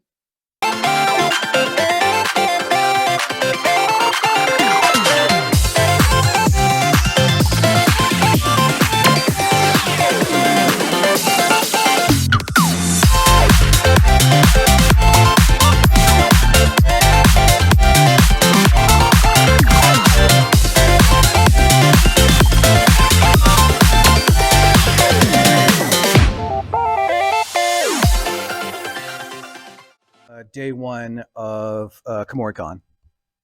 Oh, okay. Oh man, it's so fun. This is my very first time at Kumoricon. I heard so many great things about the con over the years, and I love the Pacific Northwest. I've actually been in this area a couple of times, maybe a decade ago, but they were for an academic conference, and then I never got to, check out the scene. But as soon as I flew in, I just walked around, and just checked out, and then everybody's like so, chill. Well, I'm glad you're enjoying your time here. Yeah, and then I was just talking to the attendees, and just hanging out. I really don't get to do that much often. So, I'm in New York, and everything is like so Go, 200 BPM, and then here it's like laid back, and then it's like so relaxing, and I cannot believe that a busy convention like this is so, I don't know, there's not much stress that I can feel. It's like, congrats to you guys. Thank you. That's pretty cool. And that doggy, Oh. he's yeah. So, mind telling those folks at home what is it you do and how long you've been doing it for? You mean anime wise, or what I do now? Like the work you've done and everything. Okay, so anime wise, gosh, it's such a long story, and then my parole officers are interested in like hearing about this, but no, I could actually, I'm just kidding. I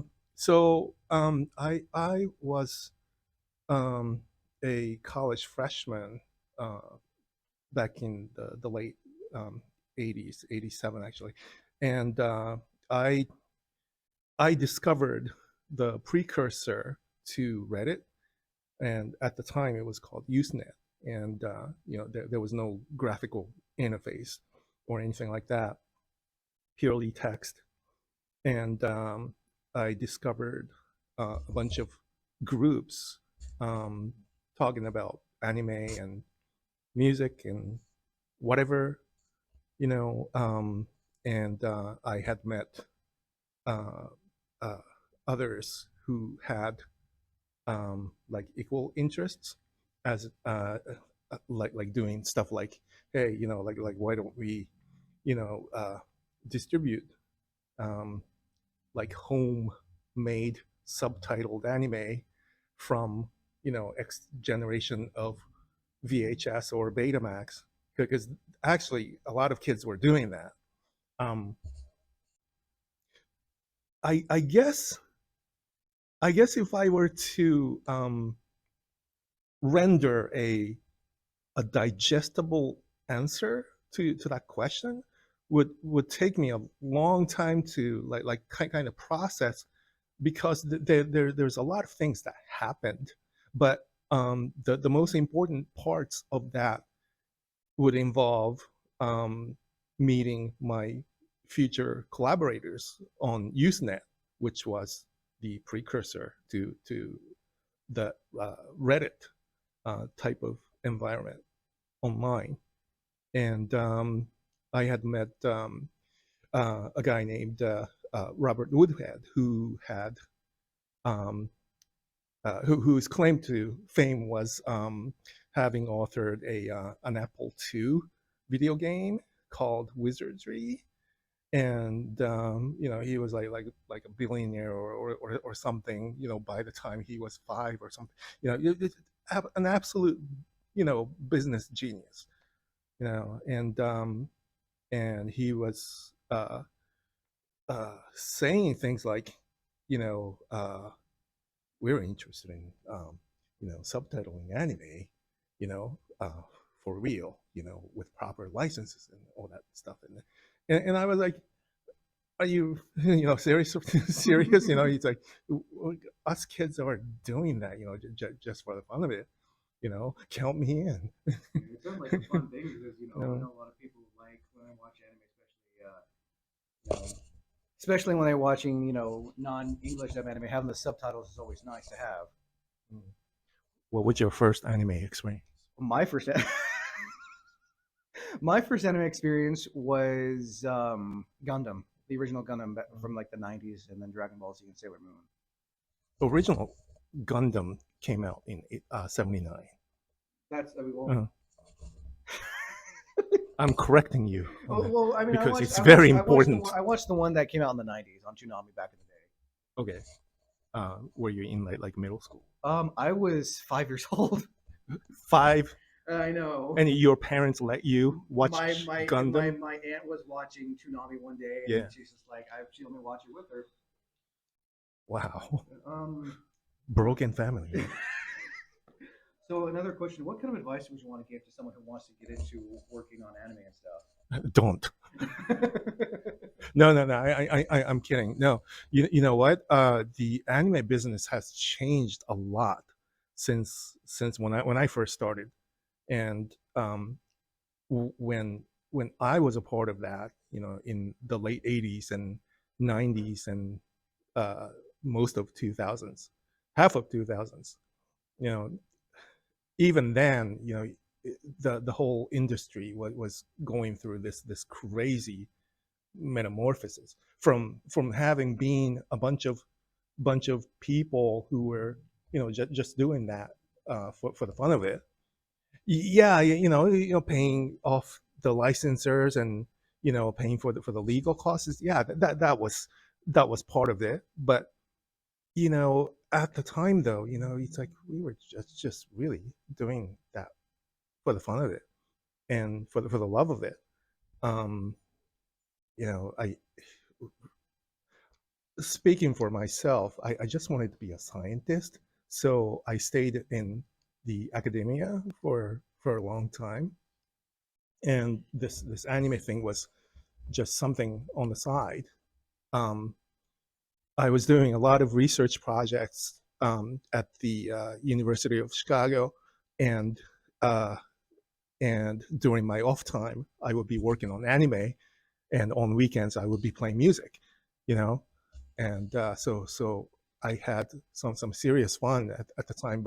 But yeah, first several shows that we worked on, they never generated any money. I remember, I think my first check was something like $100, not $100,000, $100. for an entire year worth of work that we did. But even then, I was like, damn, I did it. It must have been a nice sense of accomplishment doing something like that. It must have been, from people just randomly doing it for fun to actually doing it for like these big name series. Well, the first show that we worked on was this little dinky OVA called Maddox 01. It was like a 45-minute, one-off video, and I can't remember if it had any sequels. I don't think it did, but it had most of the team behind shows like Bubblegum Crisis and Appleseed that came like many years later. But those guys, oh my gosh, those were some serious animators, man.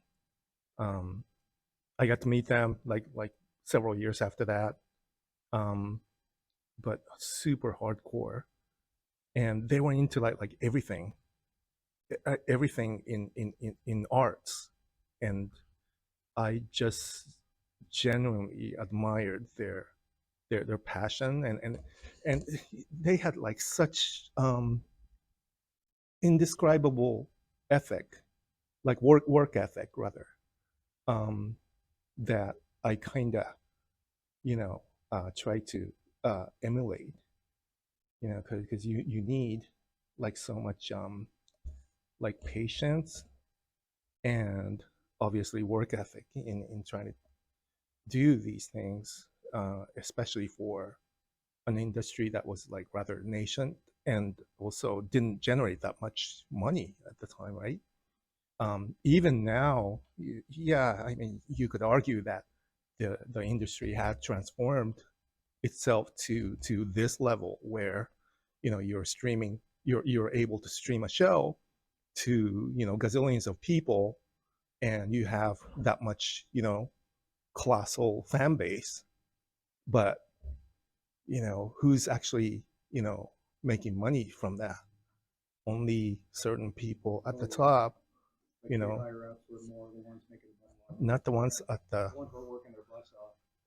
and also, Like you, for example, you're working your butt off for sure. I mean, I'll probably make more money cleaning their buildings, but anyway, I do so many different things, so you kind of have to these days. Oh, yeah, no, wholeheartedly. I think that should do it again. Shin, thank you so much. Awesome. Thank That was you. easy. Oh yeah, That no. was fun.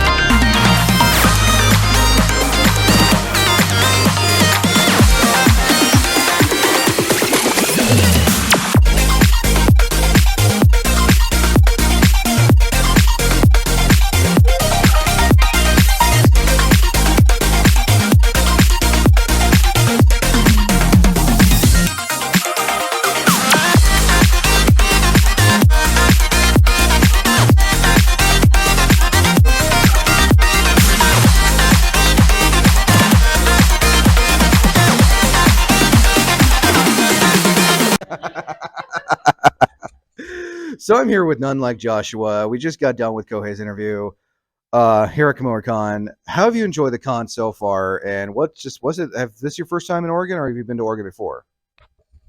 This is my second time in Oregon, actually. I came here for a couple hours one time in 2018, played a show at a venue called the Elbow Room, and then I believe it was in downtown, and then we immediately left and wasted no time just getting onto the tour. So I think like we just went down to California and like San Diego or something like that. So yeah, we just went straight like to driving right overnight. So I didn't get to explore anything. I didn't get to see anything cool. Oh yeah, no, I definitely got to explore last night in the middle of the night downtown, and yeah, that was definitely entertaining. We could talk about that later if you want, but yeah, definitely saw some real culture down there, especially on Halloween night. I was like, yeah, there's not enough people dressed up as real cops around here. So, but otherwise, it was pretty cool. The sense of danger made a real thrill. So it was really cool. So, how long have you been doing this for, and what made you want to get into music and everything? Like, what decided this is like one day this is something you really wanted to get into and just enjoy doing? It was actually by accident. I was just really into music when my like late high school, early college years, and I really wanted to get into rapping because I just liked rap music and hip hop and electronic music, and I wasn't sure of how to be like a real rapper. I didn't know how to like be cool. And so I found myself rapping about a lot of the things that I was like learning in college, like philosophy and religion and economics and politics and lame stuff like that. And then I found myself writing a lot of like fictional stuff. Like I was rapping about like time travel and ninjas and robots and dystopias. So I didn't know that was like a nerdy thing. I was just like, I'm just writing about what I like. Like I didn't really consider myself to be nerdy until I guess everyone else told me I was. So, because it's like when you're in college, you're just amongst a bunch of like intelligentsia, where it's like everyone's just a nerd, but they're not aware they are. Yeah, exactly. Like they're not self-aware. They're just like they're. When you hear nerd, you think, oh, books, science. No. Yeah, exactly. Like Anime, it was all academia nerds. You know what I mean? But I was in music business school at the time, and so I just really wanted to get into like making beats and like rapping about whatever I liked. And I was getting really into the EDM scene when like dubstep was popping off. Yeah, you remember the dubstep wave? That got like I think popular like definitely mid 2000s. Oh yeah, exactly. So I was really into dubstep at the time, and so it was just starting to pop off, and like all the college kids were getting into it, and the rave scene and everything. It was like we were late to the rave scene. Europe had been on it for like 20 something years, and we had just finally, yeah, exactly. Not even. So it's like we were just late to the game, and I was taking these like popular dubstep tracks and putting my own lyrics to them, and people were like, "Oh my gosh, dubstep rap, that's crazy!" Like nobody thought that was even possible. But there's like an art to it. Like there's parts where you're supposed to rap and not rap. So that was the challenge, but I really liked the electronic, robotic feel to it, that I was like ended up just writing about like a lot of technology and dystopia to it, and people liked how unique that was and to normal rap at the time. And one day this guy was like, "Yo, you should rap over these Zelda dubstep remixes," and I was like, "Hey, I'm a big Zelda fan, so like why not?" I did not know that came with the whole nerdcore affiliation or anything like that. I had no idea that genre even existed at the time. I was like new to the internet almost. I was just like there to be for music, and that was it. And I wrote the whole rap over the Ocarina of Time remix, and I put it out on YouTube because like YouTube was popping off at the time. That was like the place to put your music on at the time. And I just recorded it on my little MacBook, like a webcam, and just this like really. Am I allowed to curse? Am I allowed to curse at all, or like I can refrain? As a rapper, it's very hard though. Okay, I'll keep it PG-13.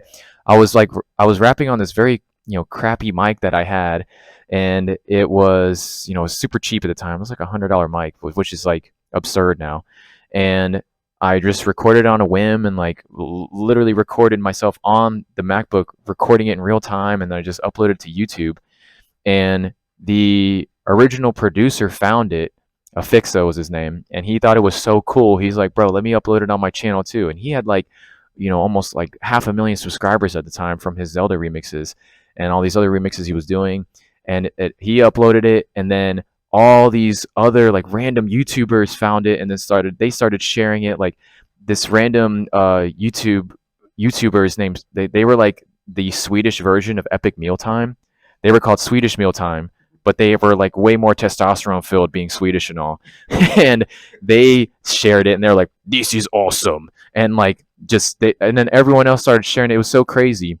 I was like featured on a bunch of these like nerd blogs, like nerdy blogs, like tech blogs and everything, like stuff they mostly just talked about like computer science. And they're like, hey, check out this Zelda rap. And I was like, what is going on here? And so it just took off completely. And so I was like, this is fun. I like this. This is kind of cool. And Afixa, the producer, was like, here, I'm gonna make a Song of Storms remix. You should rap over that too. I was like, heck yeah, let's do it. So we just kept doing it over and over and over again. And eventually all these other producers at the time, it was like, if there wasn't a dubstep remix to it, it didn't exist. So all these producers started remixing all these other video game themes and anime themes. Exactly. So like I got asked to rap over like a dubstep remix of the Street Fighter theme, a dubstep remix of the Kingdom Hearts theme. So like all these video game themes were being remixed, and I was the guy that was like rapping about the video game on top of a dubstep remix of it. It was just one after another, just snowballing it. Yeah, just boom, boom, boom, because I kept getting more requests and more requests to do it. And it was only until I met my sister's ex-boyfriend.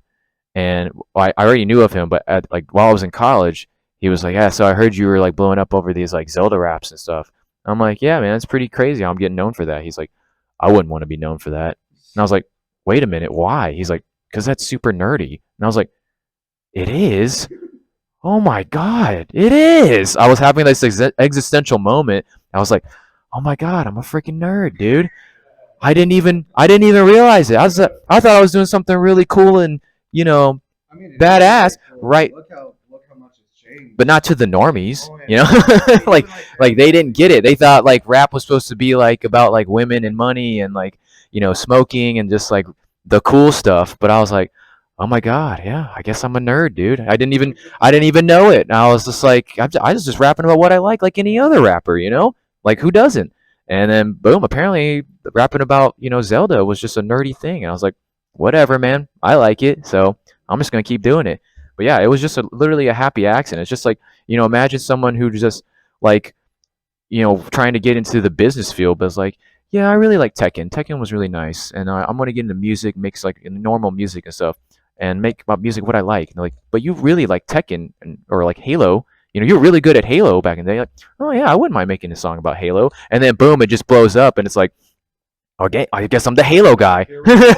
Yeah, I guess I'm labeled as the Halo guy. But yeah, no, the Zelda was like my label for a while, and I enjoyed the hell out of it. So it was super, and I still do. Oh yeah, it changed my whole life. Like I thought I was gonna be working in some music business office or like for some like music festival or something like that. I was like in between music, I was like interning a lot. Every single summer I was interning. I was finishing my classes. I was studying for finals. So it was like a whole career with trying to balance like normal life and everything. And I thought that was like I was just going for my plan B. I didn't know whether or not music would work out at all because I didn't know how to make money off of it. Yeah, exactly. But by the time I graduated college, I was like, screw it. I got fired from my music job actually because I was just doing such a terrible job. And I was like, all right, I'm just gonna pursue music full time until it works. And that's what I did. I just stayed incredibly poor. I kept my expenses incredibly low. I stayed with my parents, my sister, my friends, my girlfriend at the time. Like I was just like moving around with my little studio, recording and making these really crappy videos on YouTube and just uploading them and just riding the wave. And then boom, got it. I was also rapping about anime at the time, but just few and far between as opposed to like Zelda and like gaming stuff. And then slowly the anime wave just started riding too.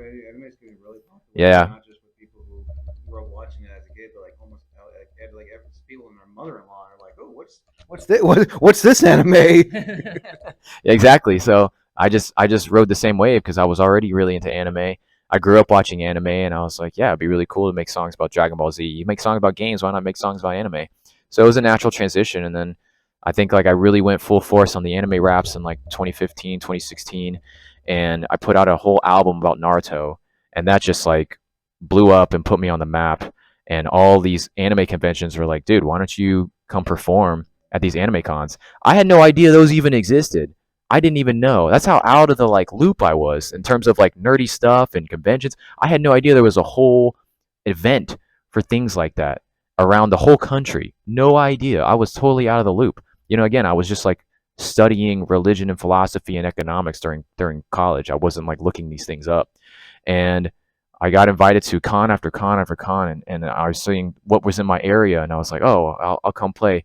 And like he said, like you should be able to like make money off of what you do, but when you first start out and nobody knows who you are, you're gonna have to do things for free. And that's what I was doing. Yep. Exactly. Like you build up the clout, you start local, you start in in your town, so you're not spending too much to be able to play and perform, and you just network, and then you show how good you are, and then eventually they'll want to pay you because you've built the clout, you built the numbers, you built the experience, you're more professional now. And I was definitely not professional at all first starting out, like at all. I was not a professional. I feel like I'm yapping about the first question still. You actually answered all my questions. Oh, okay, cool. We're just freestyling. We're just freeballing it, wrapping it up. That was only one question. Oh my goodness. That was just the history. I was gonna say, yeah. If you want to do one more question, sorry. No, you answered all my questions already that I already asked him, and you already answered questions I was already gonna ask. But thank you so much, man. No. That's it. When they just pretty much are just going on, it's like, oh, I don't have to ask that one. I don't have to ask that one. You're just crossing them off in your mind. Oh yeah.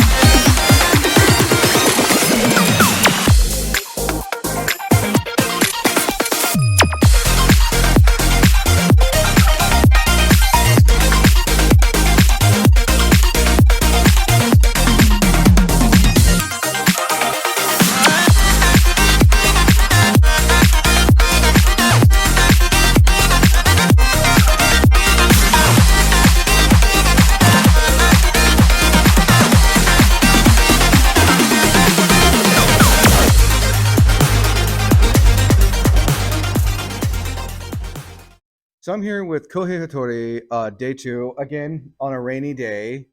How have we enjoyed the con so far, Kohei? Last night, Hi, どうもこんにちは、Kohei です。Kumoricon 2025. Yeah, I had a blast at the raid party last night. I saw you're just hyping everyone up. Yeah, that was amazing. The audience got the amazing energy. So mind telling the folks at home, what is it you do and how long you've been doing it for? So, as a DJ, I would say I started to start doing this since 2017. But before I was playing music as a singer, so I was singing R&B, hip hop, yeah. But somehow maybe like Japanese our festivals or anime conventions. Like I felt like maybe better for me. It's not really my privilege, but as Japanese, it's easy to get into those community. So yeah, that's how I started. So you said you started out. Where did you if you want to take us back? What made you wanted to get into music? Like, were you a kid, teenager years? Like, what just made you this is something you wanted to do? Definitely, when I was little, my mom made me play violin, piano, and also I got into American music. So when I was little, I started listening to Michael Jackson, American rock music from 90s, yeah, and yeah, to me, music is very, I don't know, so close. It's part of my life. Definitely, music is my part of my life. It's like a soundtrack of my life. Yeah. So then you became. What year did you become a DJ? And what's that been like? Just doing the whole DJ thing for events, conventions, stuff like that. Has it been easy for you doing the DJ thing and everything? I think it's not easy to be our great DJ Cause nowadays anybody could be DJ. It's easy to download the music. If you all you gotta do is like buying like DJ controller. They also got the small one, like which is very reasonable. Yeah. But like I said, anybody could be DJ, could be a DJ, but it's hard to be a good DJ or great DJ, cause first of all, like you gotta know the songs, you gotta know what they like. You know what I mean? You need to read the room. Even if you're playing like like popular songs, sometimes it doesn't work. So at the time, you have to find out or what they like. I mean, like for example, last night you were playing the Macarena and everyone was just going on. Yeah. And then after Macarena, like I stopped playing like American rock music. Like they were like really just crazy, singing along, Yeah. So, did you start out here in the States first, or where did you start when you started your DJ and your music and everything? As a singer, yeah, like I've been doing this for a long time. Yeah, as a DJ, like I say, like start playing music as a DJ like 2017. So, but my style is like not just playing music. Like I talk as an MC. Sometimes I sing. So I feel like my style is kind of unique. Yeah. So, what kind of impact has this had on you altogether? Starting out with like as a kid, your mom getting into like the violin, the fancy music, to like go into what you're doing now. Like, what kind of like huge impact has that had on you?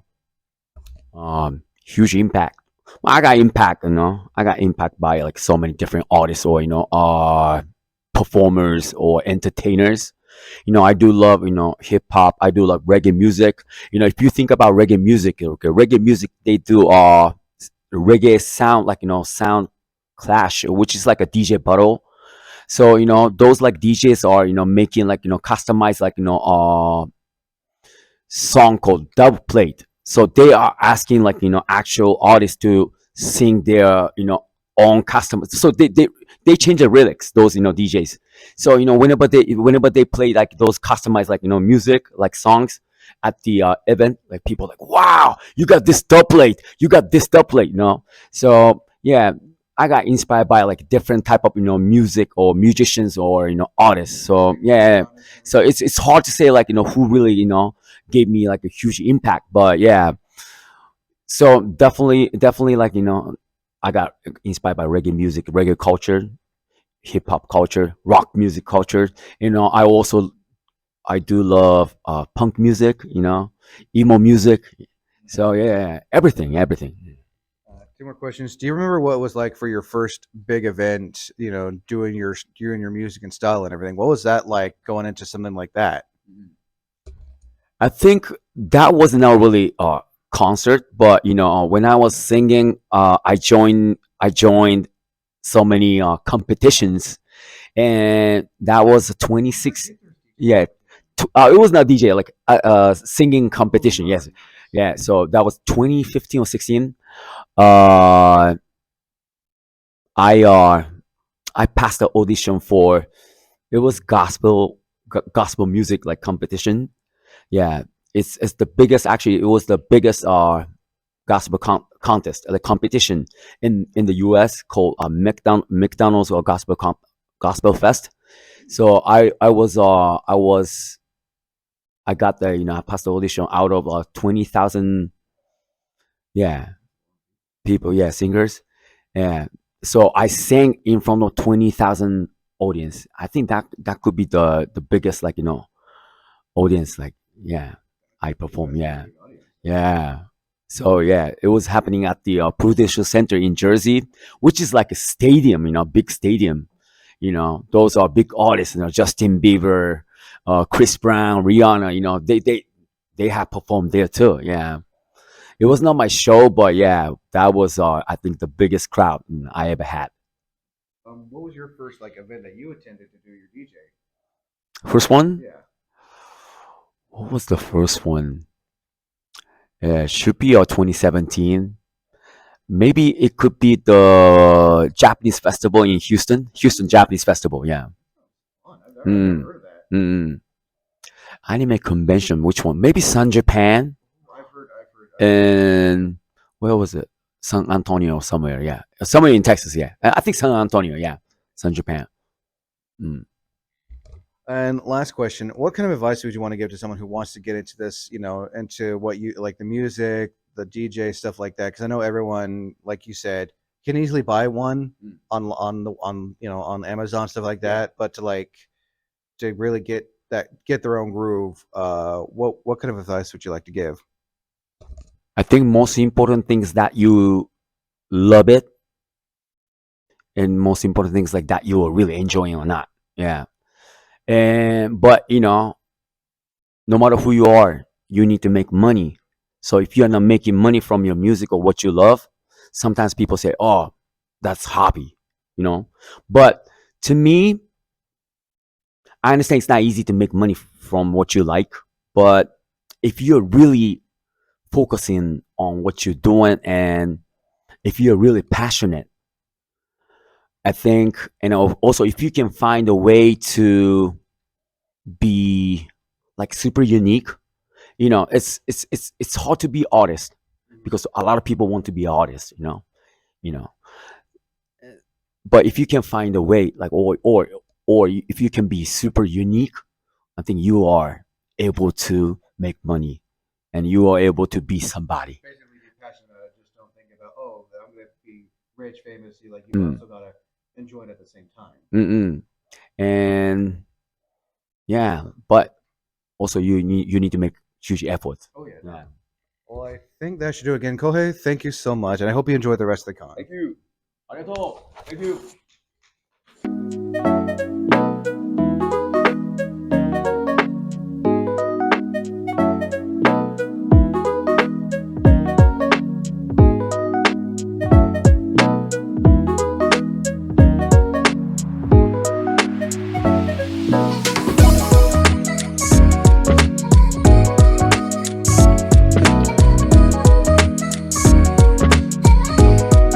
So Heidi, how are we enjoying the last day of Kumoricon 2025? And mind telling the folks at home what Forest Girl clothing's all about.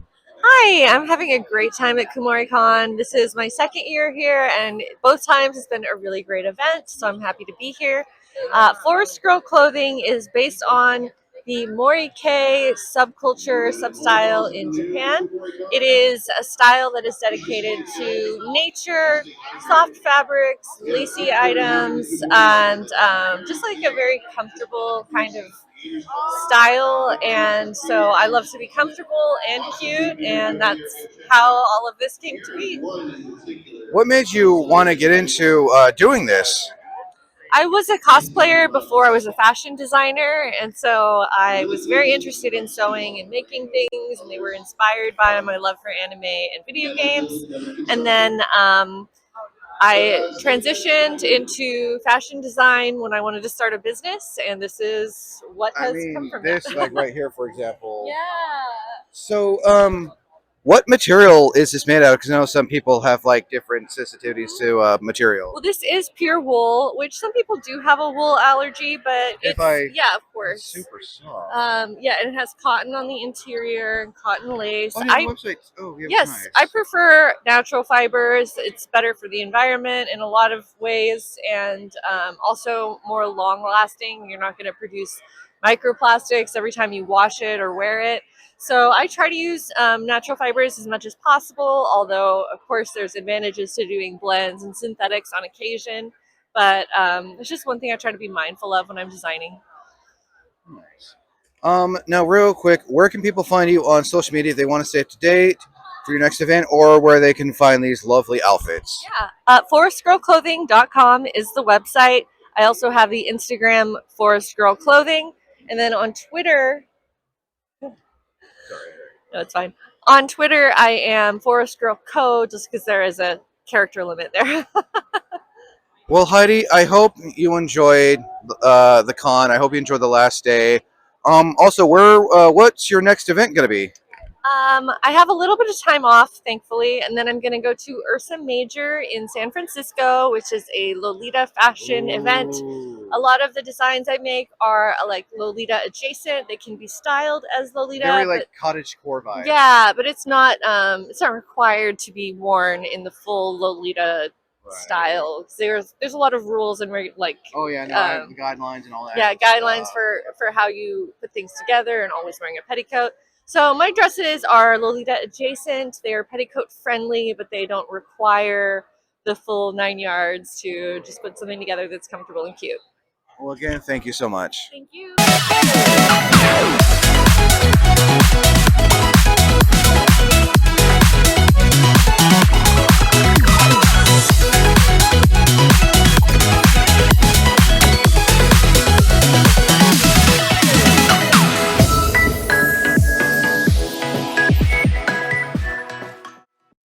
So, Heartless, how are we enjoying day 2? I mean, yes, again, we know it's raining, but how have you enjoyed Kumoricon so far? I have to say that the staff here is one of the nicest convention staff I've ever experienced. And it's gotten to the point where they look at me like I'm like a puppy in a shelter that like they're like, "Are you okay?" Like I'm just so sorry. Like I'm not in cosplay fast enough. And they're like, "You're allowed to sleep. You got in at 3 in the morning." And they're just like, "It's okay." And I'm like, "Are you sure?"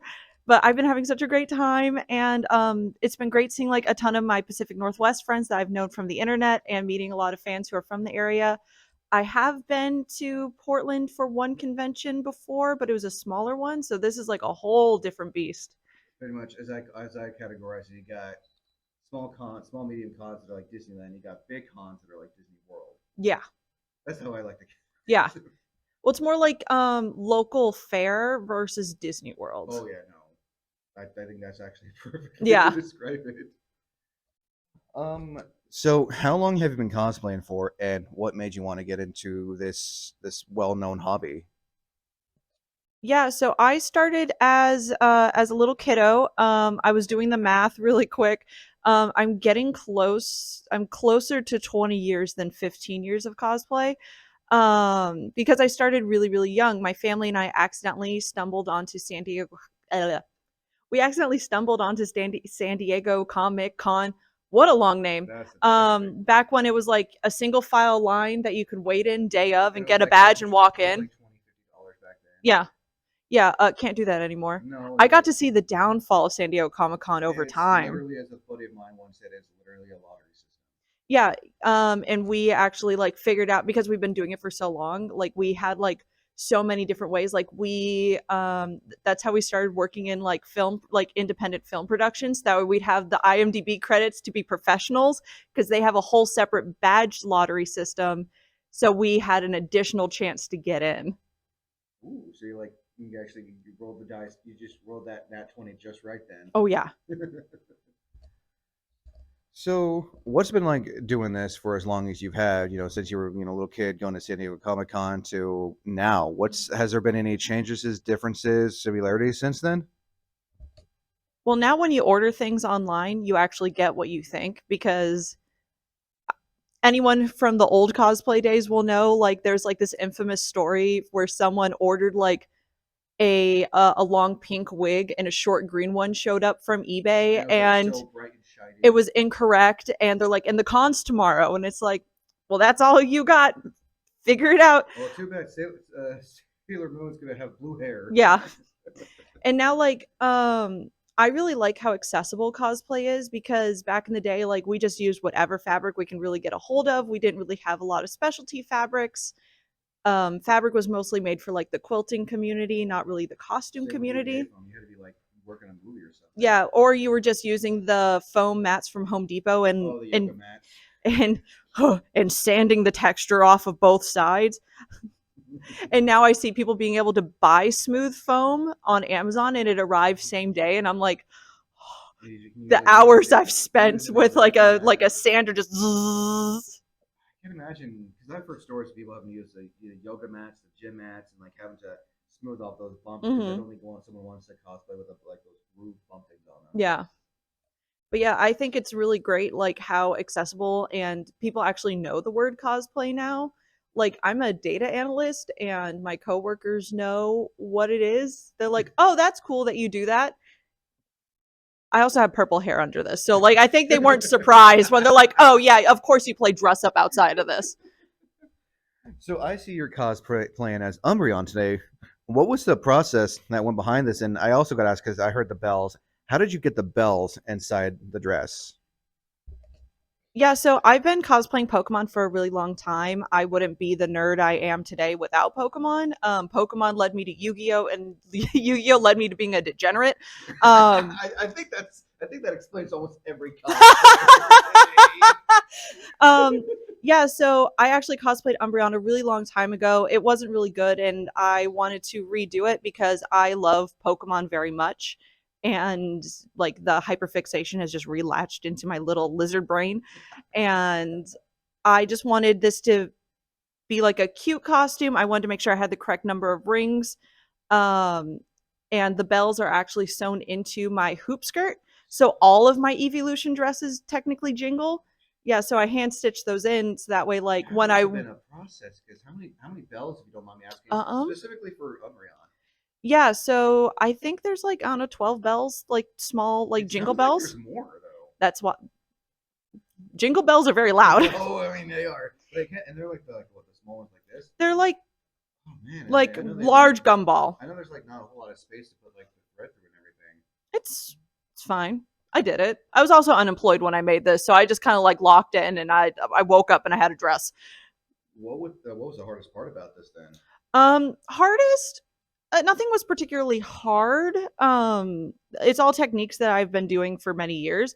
What took the longest was painting and rhinestoning my shoes because they were originally all black, and then I painted the bottom part yellow and then rhinestoned the entire yellow part, which took about 12 hours just to do the rhinestoning. Yes. Yes, I placed each one individually like a crazy person. That reminds me of like the diamond dot art you see. Yeah, it's a really great ADHD craft because the more you do it, the sparklier it gets, which gives you that dopamine hit. Especially if if the light just hits just right. Because you also got like it on your rings. Yeah, all the rings have it, which is totally not to cover the top stitching, not at all. It is because Umbreon's rings glow, and that is the excuse I use. It works. Yeah. It works. So since this is a big cosplay, what kind of advice would you want to give to someone who wants to go do a big cosplay? Because I know there are some people who just want to go big or go home right away, and not like I don't want to do that. I want to do this. I want to have this. I want to put this and that and this. My number one advice is make sure you have an emotional support human being to be like there for you, to help you out, like either with crowds or like if people like want to take pictures with you to hold your stuff. Yes, or handler is the official term. And also, well, the great thing about mine is it actually like squishes down, so I can maneuver through crowds. Yeah, that's the great thing about like a lot of like ball gowns or fluffy stuff is it tends to like it looks big, but we tend to be able to compress. I feel bad for people who are like Optimus Prime walking around. I'm just like, yeah, I'm just like, yeah, you just gotta, I'd say test with normal sized doors to figure out if you can even get in or out. And practice sitting and see if you can, because that's pretty important if something occurs. Very much the old if I fit, I sit. Yes. That thing. Mm-hmm. Yeah, luckily, again, I squish. So people are like, how do you sit in it? I'm like, I sit down, and if people want to sit next to me, I just go, womp. So, two more questions, real quick. What kind of impact has this had on you as a whole over the years of doing this? Especially, like I said, little you going to San Diego Comic-Con with the family to where you are now doing conventions and everything. Without cosplay, I wouldn't have all of my friends that I have today. All of my friends I've met through conventions, cosplay, stuff like that. It's really funny. One of my best friends was actually a fan of mine, and I found them on TikTok, and we just started talking, and now like we travel to conventions together, and it's just really beautiful. And I really like that this stimulates the creative side because I've always grown up more analytical, loving numbers, loving science. I'm that weird kid who actually loves math. And there is some math in cosplay. Yeah. When it comes to measurements and stuff like that. Mm-hmm. Especially if you do a lot of circle skirt math and pleated skirt math. I love it. And it really just really helps keep my life balanced. because what's really fun for me to tell people is creativity doesn't come naturally to me. I've just been working at it for 15 years, so I'd hope I'd be okay at this point. I mean, I feel like even your most seasoned cosplayers are always learning something new to this day. Hmm.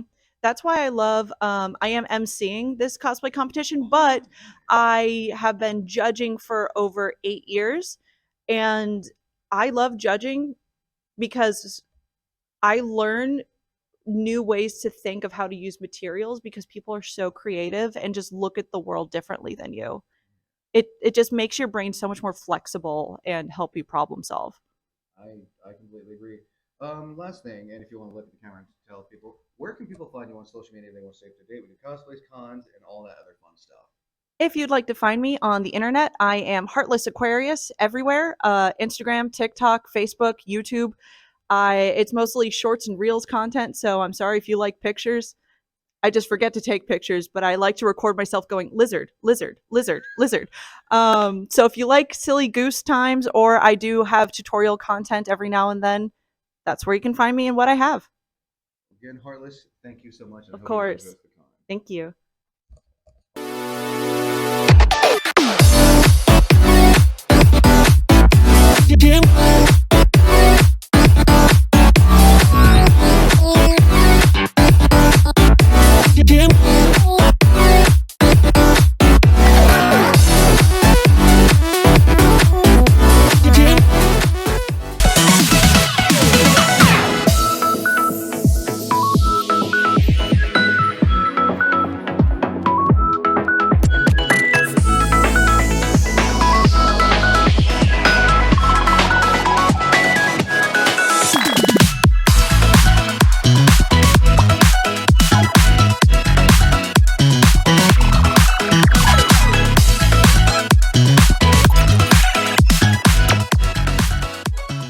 So, Neos, how have you been enjoying Kumoricon so far? And I also saw that you were a judge earlier for the Cursed Cosplay contest.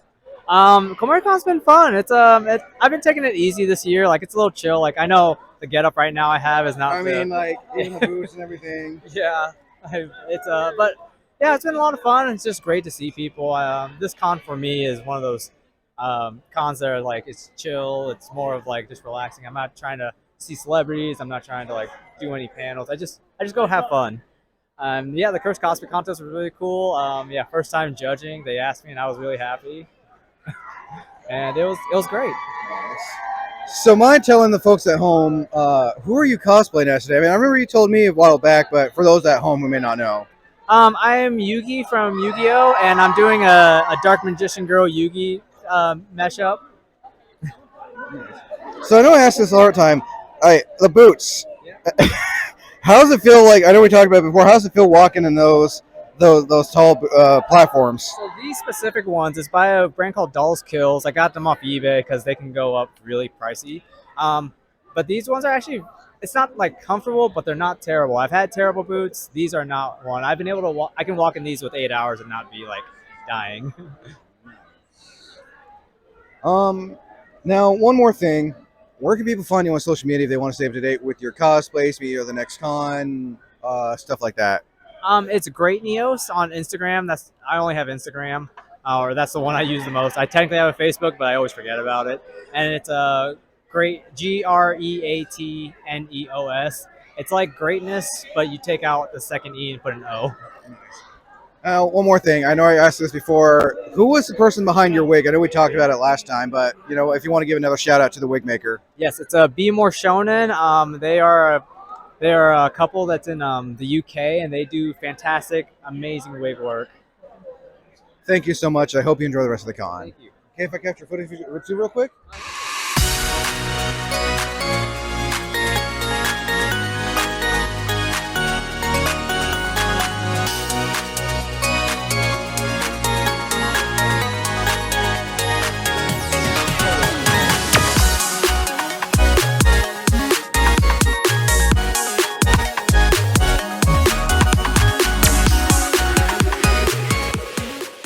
So I'm here with Faith at Kumo, owner of Little Dumpling Arts. First I love the name. Thank you. Appreciate that. So real quick, before we talk about the stuff you do, how'd you come about the name Little Dumplings? Little Dumpling House. So it's actually named after my son. When we first had him, we called him our little Bao, which is Little Dumpling, and then pandemic and COVID and everything happened. So he is my inspiration. So what made you want to start doing like a clothing brand and everything of your artwork and whatnot? What made me start? Like just pivoting. Like I first started making masks, and then that turned into bags, and just it's like spreading. Like the more things we do, the more fun I have. Oh, careful of the camera, guys. So what's it been like doing all of this, and how long have you been doing it for again? This is our 5th year. 5th year? Yeah. For this? For Little Dumpling Arts. This is actually my first year at Kumo. Oh, nice. Yeah. How are you liking it so far? I love it. It's like this is our crowd. We do a lot of the other Comic-Cons and anime conventions in the area. So it's nice to finally be able to be in this one as well. So how do you go about designing, something like, if I touch? Yeah, no, of course. Like the spiders? How do I design it? I don't know, man. It's just the ADHD brain. I wait for it to come up with an idea and throw lots of darts, and some of them hit and some don't. And you just keep creating new ideas. Just never ends. It never stops.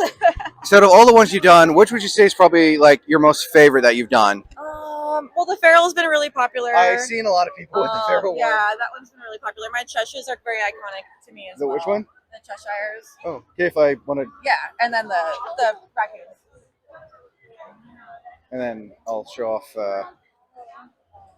You want jumping spider shorts? That is so amazing. Last but not least, where can people find you on social media if they want to stay up to date with your art? Do you also have a merch store too? I don't have a brick and mortar. Here, sorry, you're fine. It's We're almost just done. One second. Yeah. I don't have a brick and mortar, but you can find me on Instagram at Little Dumpling Arts or littledumplingArts.com. Thank you so much, Faith. I hope you both enjoy the con.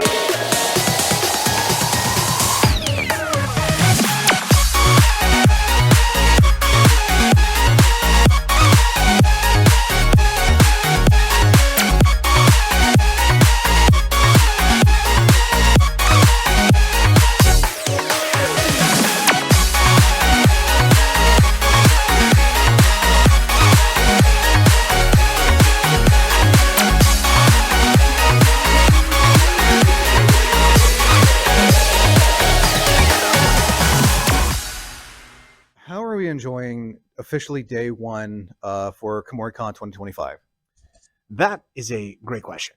I love it. I have never been to Portland, never been to Oregon, and yes, I love the fall foliage, like the trees, the colors. I'm from Texas, and so we don't get any of that. It's hot weather, rainy, muggy weather, all that stuff. yeah, it's like green one day, and then like it's all gone the next in Dallas. So like here, I looked out the window this morning and I was like, but the cosplays. I was just saying that before we started the interview. The cosplays are incredible. There are so many people coming to the convention, so many amazing costumes to see, and people dressing up, and like it's Halloween on top of that, so we're seeing even more things, and it's really, really cool. I'm having a fantastic time. So, mind telling the folks at home who may not be familiar, what do you do and how long have you been doing it for? Right, so I'm a voice actor in anime, and I've been in anime since about 2018. That was the first year that I started voice acting. Almost 10 years now. Hopefully not almost 10. It was 7. We're getting close, yeah. We're almost there. we're almost there. I don't want to quite hit that point yet, because then I'll be like, oh, I've been doing this so long. But they would know me from One Piece. I play Sparrow. In Blue Lock, I play Jingo Raichi. Campfire Cookie in Another World with My Absurd Skill, I play Makoto. I'm Hajime Umemiya in Windbreaker. But I've been in about 300 shows now, and so I've feel like I've been very lucky. That's a long. Yeah. So, like, what made you want to get into this? Like, what's been like the kind of like trying to think of the word. Yeah, what's it been like just doing this whole thing for as long as you've been doing it for? Yeah, so the thing that initially made me want to start being a voice actor is I saw Andy Serkis's performance as Gollum in Lord of the Rings and the Two Towers. And I'm not even joking. I was in 8th grade when it came out, and it was a life-changing moment. Like, I saw it, and I was like, I can't believe somebody can do this with their voice.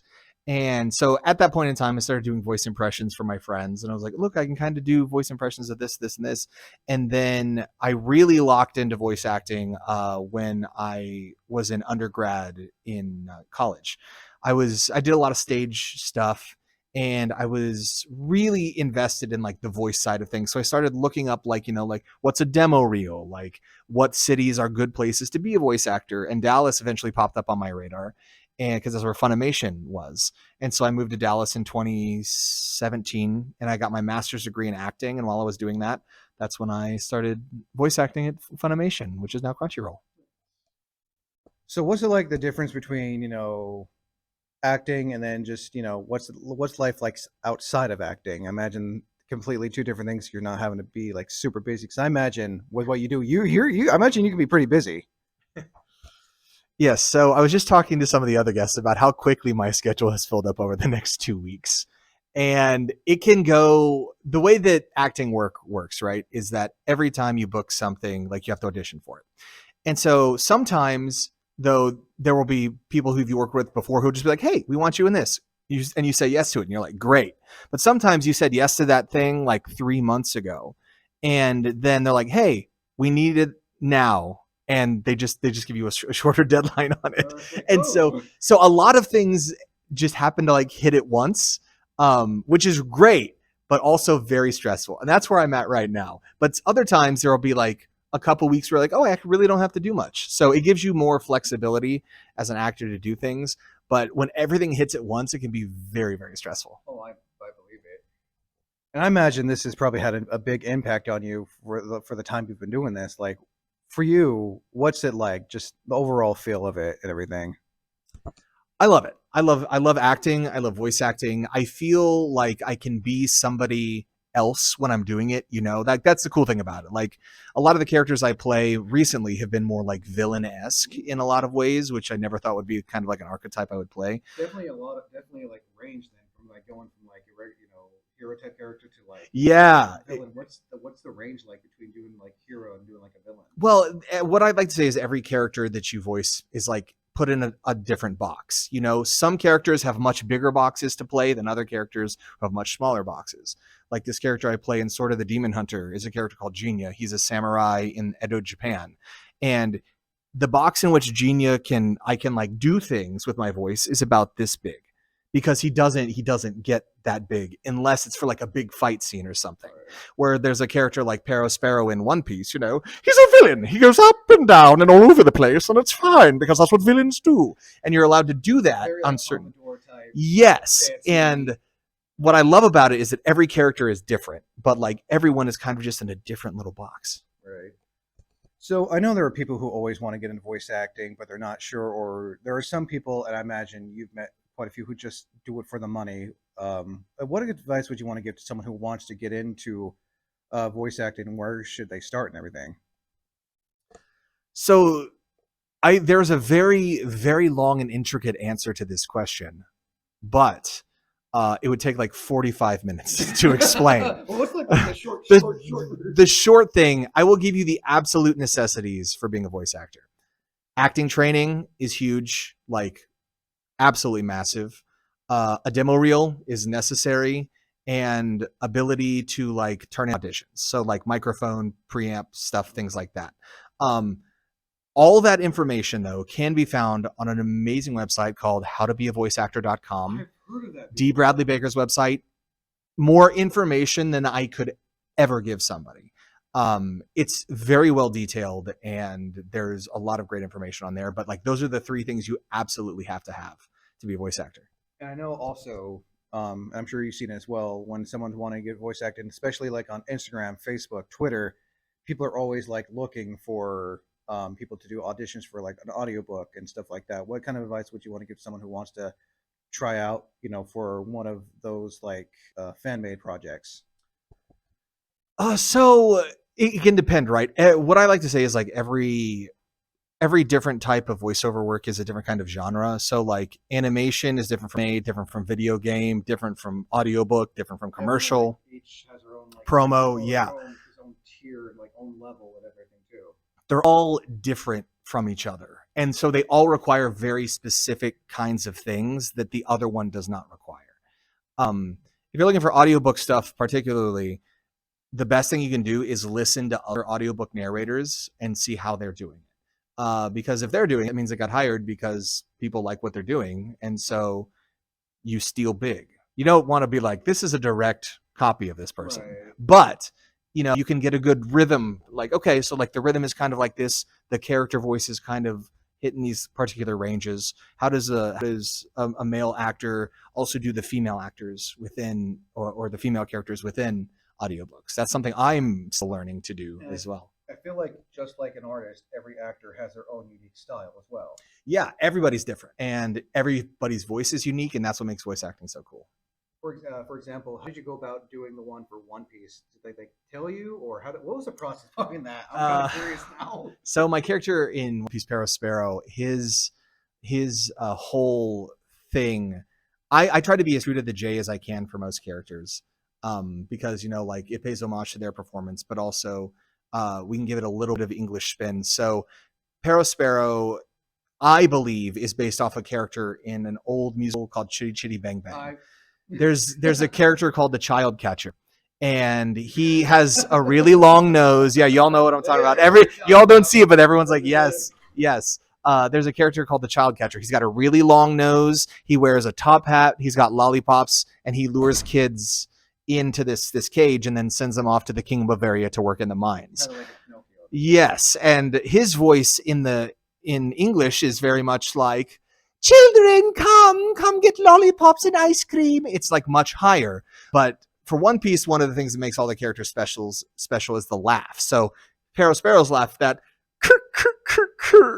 it sits in the back of my voice. So I'm like, okay, if I try to talk from that area and I add that sort of, okay, so if I talk from that we end here. So candy, you know, lickety lock, things of that nature. I imagine that can have some strength too on your voice sometimes, especially like the yelling or like the crying. Yelling in particular, yelling and screaming, you got to be careful. Yeah, but most other things are pretty chill. And now, last question: just any last minute advice you just want to throw out there for anyone listening or watching this? You can do it.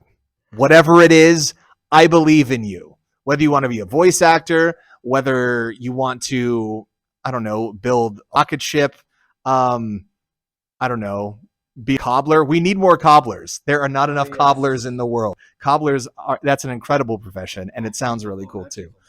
Yeah.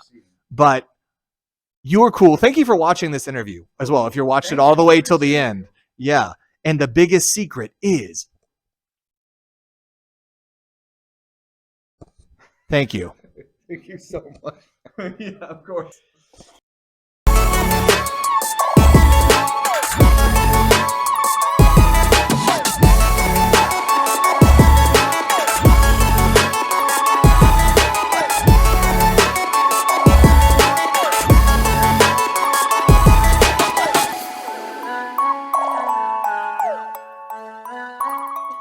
So, Mayor Aspen, it's the final day of Kumoricon 2025. How have we enjoyed the con so far? Con has been great this year. I've seen a lot of nostalgia cosplay that has been super comforting to see. Lots of stuff I haven't seen since the early 2000s. Yeah. There we go. Lots of stuff I haven't seen since the early 2000s. It really feels like people are doing the costumes that they want that just make them feel good, which we always love to see. Can confirm. It's been about 6 years since we got back Oh, to cons. How long has it been since Kumo for you guys? Up at 6 years. 6 years, wow. 2019. 2019 was the So last time we were here. Pre-COVID. I mean, yeah, Pre-COVID. understandable, you know. Yeah, so it's fantastic to be back in this big space and see all these people and just see what it's like to be back in the scene. And whoa, there will be light. It's wonderful for me. This is such a return to form. I love it. And I know you guys got to meet Adam Croasdell. Yes, we did. What was that like, getting to meet such an iconic voice actor who's been doing it for a long time? Not to mention voicing someone. You cosplayed yesterday. I was Ignis Siente yesterday, and that was just a dream come true for me. Ignis and Noctis are costumes that we really, really love. They're super close to our heart, and we actually didn't know that he was going to be at this convention. I was shocked. It was totally divine. We brought our costumes just because we thought that we should squeeze them in, and then we heard he was here, so we ended up getting to go, and I'll hand the rest of that off to you. You can go on the mic too if you want. Thank you. That might be easier. So yeah, we getting to meet Adam was wonderful. He's such a fantastic person. He complimented us forwards, backwards, sideways, which I can't believe. I was stunned that he was here. We learned the day before, literally, that he was here, and he was. And FF15 has been a huge part of us becoming close, so that was huge, and we let him know that because we were like, Ignis and Noctis helped bring us together as people and as friends, because I used to bring the game over to their old apartment, and it was a big part of the way we bonded. And we were so lucky that he signed our fish. We brought him a pair of Coddy's flip-flops. We do not have them on us, but he signed our fish, and he wrote "Walk Tall" on them, and we're going to mount it on a placard like Big Mouth Billy Bass. I asked him straight up, will you sign my fish flop? He laughed pretty hard. It was good. So I see you both are cosplaying Naruto and Hinata, specifically from Shippuden. Who was the mastermind behind this? I have been working on this Naruto costume since 2019. The bases are purchased, and then I just added on to it. It was just a small labor of love over time, and I decided, it's time to really actually finish this costume up. And I need you to be Hinata with me. So we styled this outfit. This outfit was purchased, except the headband was made. You can easily just wear that as casual wear Yeah, too. it's really just cute, comfortable clothes. The goal was comfort and style, for sure. Oh no, I feel like comfortability is sometimes, and I'm sure you can agree, comfortability is better than accuracy. I think it's very important to be comfortable. Absolutely. We also ascribe to making your cosplay your own. Yeah. So, of course, you can be as canon accurate as you want. That's fantastic. We love that. If that is what you desire, that is great for you. We love but there are some things that we like to do where we like to add our own style and flair. And so with Naruto, there's a lot of our own their own style. And see, and the best thing, this thing can easily be used as a regular jacket too. Yeah, so I can take this off to wash it. I've slip stitched it on so that it can come out and go totally in the washing machine. A slip stitch is just a loose stitch to tack things on, basically. Yes. Yeah, but the beads were specifically chosen for this cosplay. There's beads there, beads down here, beads everywhere. Yes. Beads for Beads accents. for days. Oh yeah. The necklace is a little jingly, and just everything is styled. We like to have things specifically styled character-wise. Just feels a little more personal to us. I love seeing people that are super canon accurate, and for me personally, on my body, I like to change it up a little bit. Well, there's nothing wrong with that. Last but not least, where can people find you both on social media to stay up to date with your cosplays, your cons, and all that fun stuff?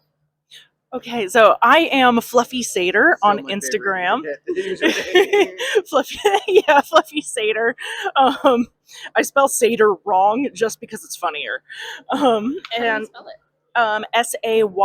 Saytr. Okay. And this one here. You can find me on my socials at Wicked Muppet on Instagram and Wicked Muppet Cause on. What's my other one? Oh, that's my Tumblr, but mostly I'm active on Instagram. Anytime I hear Wicked Muppet, I think just a Muppet in witch clothes or something. That's me. I'm a wicked little Muppet. Well, thank you both so much. So sweet. Thank you, Wade.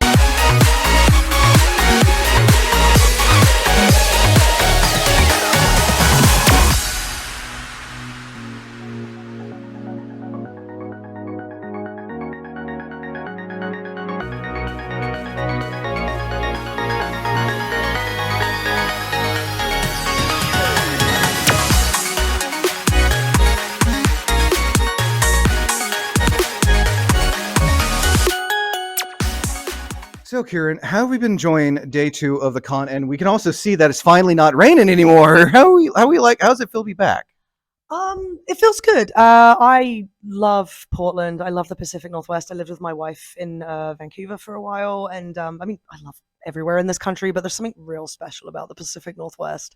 It's so pretty, and I don't mind the rain because I'm not living in it all the time now. I'm from Dallas now. We need a little rain, so it was nice to wake up to that actually on my window. That was really nice. Yeah. Nice fog, rain, everything. Oh, it feels like home. I'm from England too. It's just rain and fog, and it just feels great. I get a little sad in the winters, but Dallas has been taking care of that with its sun. So yeah, it can get pretty cold too. Yeah, I asked a lot of Dallasites, like, when do you get used to this? And they were like, get used to it? Like, what do you mean? I'm like, oh gosh, I'm sorry. But no, I love it down there. I mean, this country's full of just really cool, interesting places. Like driving through Utah is wild. We drive everywhere, so we really get to see the country. Like we don't do a lot of flyovers, so it's been really cool. And coming back to the Pacific Northwest is like, listen, you can hear the tram. It's so beautiful, guys. Give you your Mikey back. There you go. So, how long have you been doing the acting for, and what made you want to get into it and everything? As a kid, I was that dramatic kid who would okay, my mom walked down on me. I was like 3 years old. I'm sprawled in the middle of the floor. I'm crying. I'm sobbing my heart out so hard. My back is going up. And my mom looks at me and she's like, "Oh my gosh, dead name. What's wrong?" I looked at her and I was like, "Mom, I'm Snow White and I'm crying in the forest, okay?" And she was like, "Oh, okay then." So I've always wanted to act, but I think growing up trans and not realizing I was trans, I never felt like there was a place for me in that. Really leaned heavily into some other creative endeavors, and fell into voice acting. Just was given an audition for a British character. They really wanted that British accent. They were auditioning a lot of Americans. They couldn't quite figure out what subset of England they wanted this character to be from. And I knew Joel McDonald really well, who was the voice director for Borderlands. And he knew me, knew my accent, and he was kind of like, "Can you do a recording of this accent? So we can listen to it, and then we can listen to these auditions of these Americans doing this accent." I was like, "Cool, yeah, no worries." So I sent it off, and about 3 months later, he was like, "Yeah, we need a Brit for this. This needs to be a British person." So I fell ass backwards into voice acting, and I love it. It's enabled me to discover being an actor, but being an actor in a way that is really comfortable. I can play lots of different roles that I may not necessarily fit physically, both male and female. So it's been a real awesome way to dig into that creative side of myself. I've been doing it since, oh gosh, when was that? 2018, so pre-pandemic, and then I moved to Dallas in I believe at the end of 2019, roughly, sort of, to work, and it was amazing. It was wonderful. Thankfully, I was working on everything and getting it all set up. But yeah, I love the challenge of dubbing too, matching flaps and matching emotions and getting to help tell these stories in English and help get across what the Japanese message is, but a little more localized. It's such a fun challenge, and I love it so much. I'm so grateful I get to do this. So you've done many voices, both male, female over the years, characters for more friendly, family-friendly shows, games, and then more adult-oriented type stuff. What's the similarities and difference between doing more kid-friendly content to more, 18 plus voice acting content like Borderlands and some of the stuff you've worked on recently? Yeah, in the booth, it's kind of nice because the attitude doesn't really change. It's kind of like you're just working on what you're working on. A lot of the 18 plus stuff I've done, Borderlands was very unique because we got to do a lot of, what do you call it, improvisation. And you don't really get to do that, especially with dubbing. There's a lot of you have a writer. I've noticed so much how much improvising and I just I can tell that was not scripted. No, I think it's Handsome Jack's line about the pretzels, totally unscripted. He was just eating pretzels in the booth, and they said go, and he wasn't ready, so he just went with the line. And I love that about that series is that you really do get to just play and have fun. And then we moved from Borderlands 3 to Tiny Tina's Wonderlands, and that had a lower rating. I don't think that one was mature. I think that one was a rating under mature. It was like more teen. It was more teen. I think it was T for teen. I think that's what rated T for teen. It was Borderlands, but there's little things that you learn about, like, there's lines that I would normally mess up, like saying something was in someone's bottom instead of on someone's bottom, and apparently that's where the line is for 18 plus. It can be on, it cannot be in. So it was interesting to kind of tone myself out of Borderlands mind and get into a little bit more of like, this is the same character, but I'm kind of like making them a little more friendly for the kids. I haven't done like a lot of like super duper 18 plus stuff. The stuff I have done, the people I've worked with have been so amazing. They make it very comfortable in the booth. It's very non-weird. I know with some 18 plus content, there are some lines you have to say, some stuff. Yeah, like is it awkward, or is it just like just come normal when it comes to like the 18 plus shows and games and stuff? I do a lot of audiobooks too as well, so it's like a lot of there are some scenes that have like maybe more mature content and stuff, and it does come naturally. You kind of get into the mood of the character, and then you kind of roll with whatever that's doing. I know some actors that I was talking to someone the other day who said I disconnect in the booth. I really disconnect from myself. I really fall into my body in the booth, and I need a lot of aftercare after rough rolls and like stuff like that. So I go in and I try to just sort of, it's like embodying the character and the rating, if you will, because it's like with anime. I mean, it's very much like kind of PG, I think, is a lot of it. Universal PG is usually, we sometimes hit M, like, but it's a lot of like, it's the booth feels the same. Yeah, it's just your friends and you're working on something, and yeah. And like I said, to some other actors, it's pretty much. it's. I'm sure you can agree with this. Just like art, you're also your voice is a tool. You're utilizing it in so many different ways. Just like if you were to draw.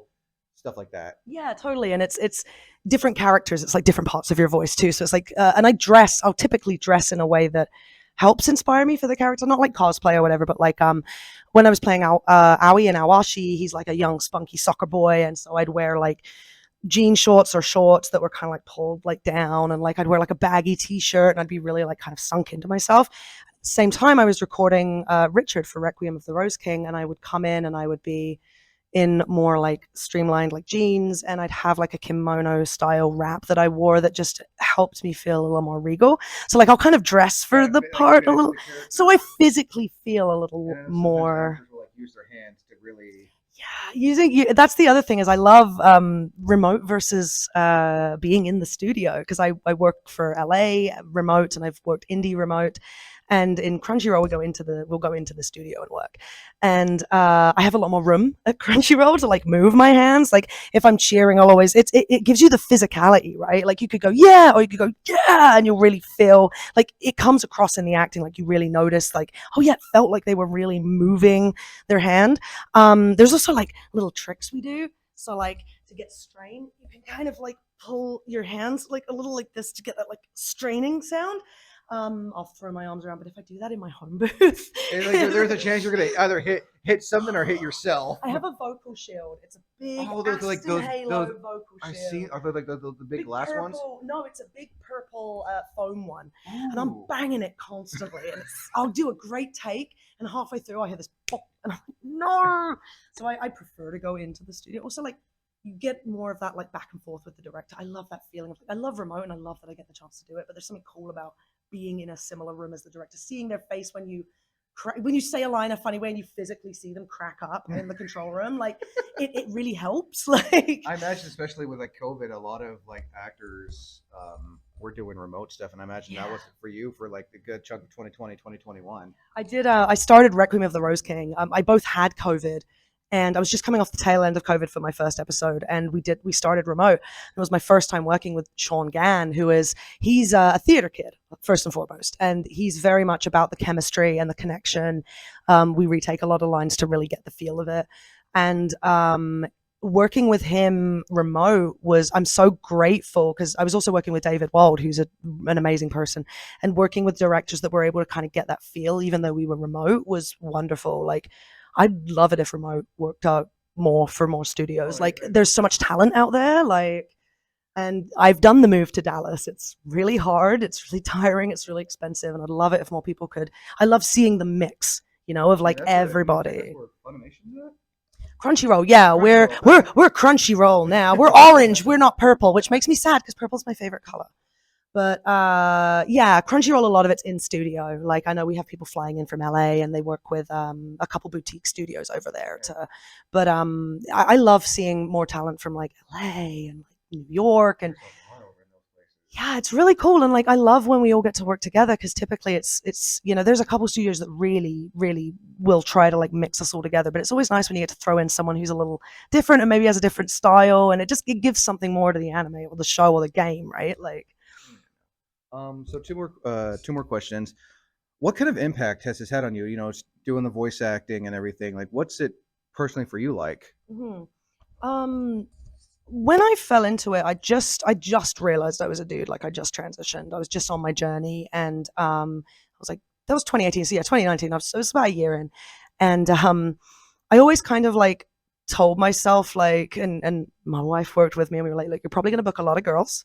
Are you okay with that? And I kind of went through it and I was like, yeah, I think I just want to act. Like, I don't think I mind what gender the character is. It's whatever suits my voice. Like, that's what voice acting is, right? Whatever you're most comfortable. Yeah. But I do know a lot of trans people that would rather not tap into that side of themselves. Like, Kaylee McKee is wonderful. She will do the hottest sounding chick and then like the grisliest old dude. And I'm like, girl, you're so cool.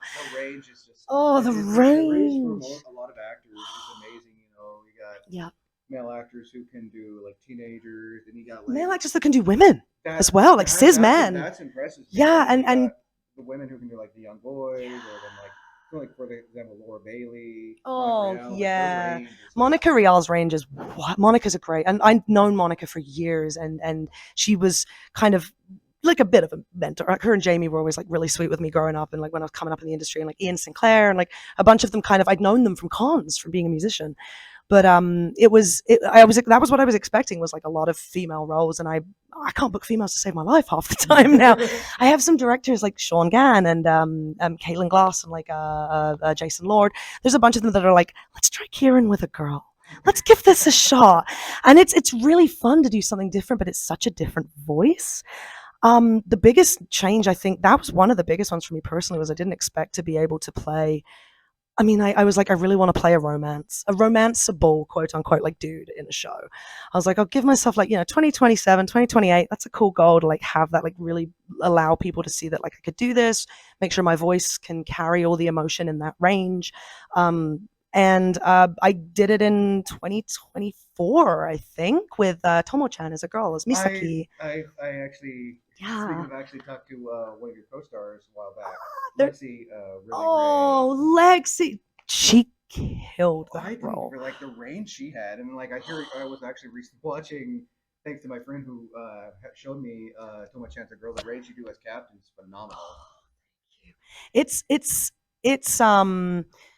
It's really cool. I really love that as a trans guy, I'm able to do it. I think the biggest personal effect like that it had on me was I didn't ever expect so many trans kids and their parents to come up to me and just say like because being behind a booth was I didn't know how to do it at first. Like I did like music signing quick, but it was really cool to meet all these people and to meet their parents and to just talk about what it is to be trans in this industry and to show them that there's space for them too, and that the industry is open to them. Like directors aren't going to laugh at them. There's some way for you to do this, and I love that. I love that if I'm able to do that for people, like that is the most rewarding part of this job, is seeing other trans kids being like, I can see myself in this. Like that's been wild for me, and I'm just so grateful that they can see that. Like. I think I should do it again, Ciaran. Yes, thank you so much. Thank you so much, man. Thank you.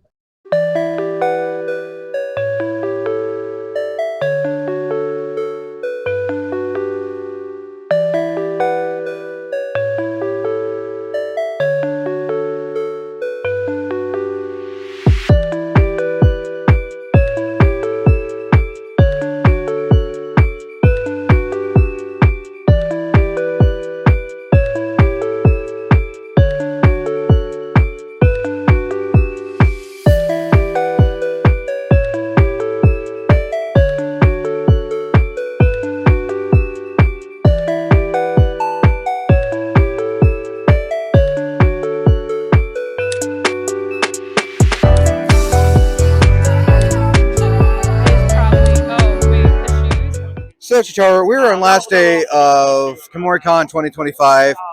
good to see you guys again. How have you guys enjoyed the con so far, and how has it been to be back? It's actually pretty nice to be back. You know, we've been coming here for at least 3 years in a row, and it's always fun to see all the people that are here. This year, we've actually migrated because of a small error on Kumoricon's part into the dealer's den, and we've seen so many people, talked to so many people to get them interested in Furlandia. So it's kind of fun. Yeah, you guys are like in a much like you guys like definitely have some good heavy traffic. I've seen you guys have been like nonstop the past couple of days. Like we have been totally nonstop. I mean, Vendor Cell is like the most busiest part of the con. Let's be honest.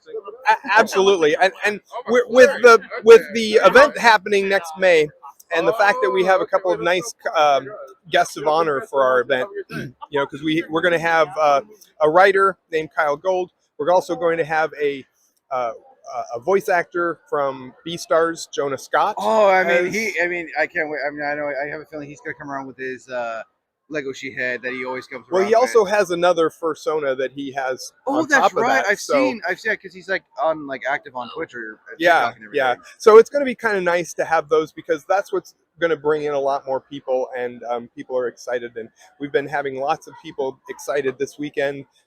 Lots of people are getting information. Lots of people are looking at our website. There's people that are registering, and so because registration is open now, so we're ready to go. Nice. Now, last thing, where can people find you guys at so they can stay up to date with your upcoming events and everything? Well, oh yeah, what a show!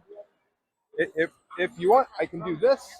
And if you want to bring it down a little bit more, the QR code on the bottom takes you to our website, but it's Furlandia 2026. You just go to furlandia.org and you can go there to register and find out all sorts of information on us. So. well, I hope someday I can check it out because it's been on my list for a while. Yeah, I'll look forward to seeing you. When Oh you come. yeah, no, thank you, Chitaro. Thank you so much, and I hope you guys enjoy the rest of the con. Thank you so much.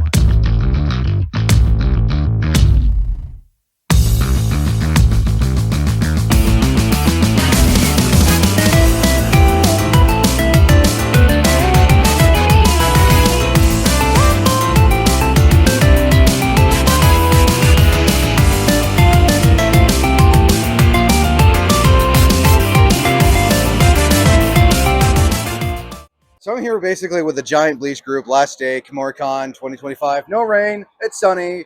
It's, as you can see in the background, it's still popping just like it has been for the past 3-4 days now. Thursday started it. So basically, ask you guys are cosplaying, and then ask your, con opinion stuff. First off, who are you cosplaying? Because I always forget how to pronounce the name. Teshiro. Toshiro Hitsugaya? Yes. Yes. Nice. You got the hard part right, though. Anyways, Renji Abarai. Ichigo Kurosaki. Soy Fong from Bleach. Rukia Kuchiki. So how are you guys enjoying the con so far? It's been pretty good, other than hotel situations, but the con itself has been amazing. I feel like it's not a con without hotel problems. True. True, but this was apocalyptic. Yeah, we told you earlier, right? Yeah, our room flooded. Your guys' room? Yeah.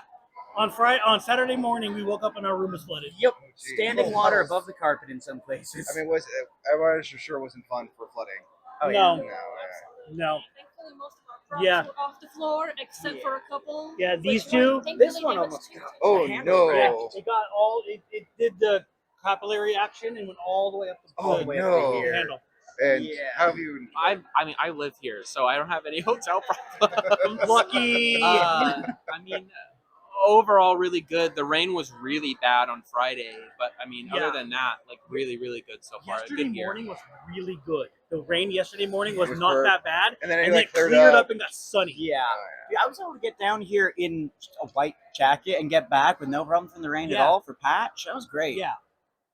You got it had to deal with any weather, rain, water issues? Well, I mean, we had face paint on for the last 2 days, so that was a struggle. I mean, imagine you wiping all that. No, we literally put hoods on, we had umbrellas, and we were walking against the rain. All four of us were on wigs, their makeup, Yep. white suits on Friday. It was fun, though. It was torture. All right. Last, 2 more to go. What's been your favorite part about this con so far this year? I guess the reactions to all of the cosplays I've done. I haven't really done cartoons as much as I have this year, and I feel like everyone kind of knows cartoons, and everyone's been like, "Oh my god!" And then today with the big group, it's been really fun. Now, I guess just want to pass the mic down, be much easier. All right. Oh, that's easy too. And honestly, kind of a 50-50 because we've got some other cool stuff going. But honestly, meeting Ciaran Strange for the first time, we've never actually stopped to talk to them. That was a blast. That is probably my favorite. So mine would probably be this group. That's Just this the other group. one This for is me, amazing. but We did me and this one did Gambit and Patch, Wolverine variant, and that was fun. But Torture, this is comfortable and amazing and really fun. Torture and for- I'm glad that we got the group going. Torture for him. Patch was comfortable as a normal dinner out. You were wearing that like Yeah, yeah. It was a foam fitted armor, so it was terrible. And in the leather jacket, it was real leather. So yeah. I think my favorite part would probably have to be seeing all the amazing cosplayers and making all the amazing friends. My favorite part for sure, I always have to rep Cosplay Chess every year. It was super great. Both of them were really fun. And I mean, yeah. I mean, just meeting a lot of cosplayers, especially like Bleach stuff too, like, because it's so rare nowadays, but really, really great stuff. Well, I hope you all enjoyed. Oh, we got an Ichigo that just snuck in. Might as well. Well, I think I'm gonna let you guys just basically if you all want, since you're Bleach, you can just all wait for the camera. I'll step away.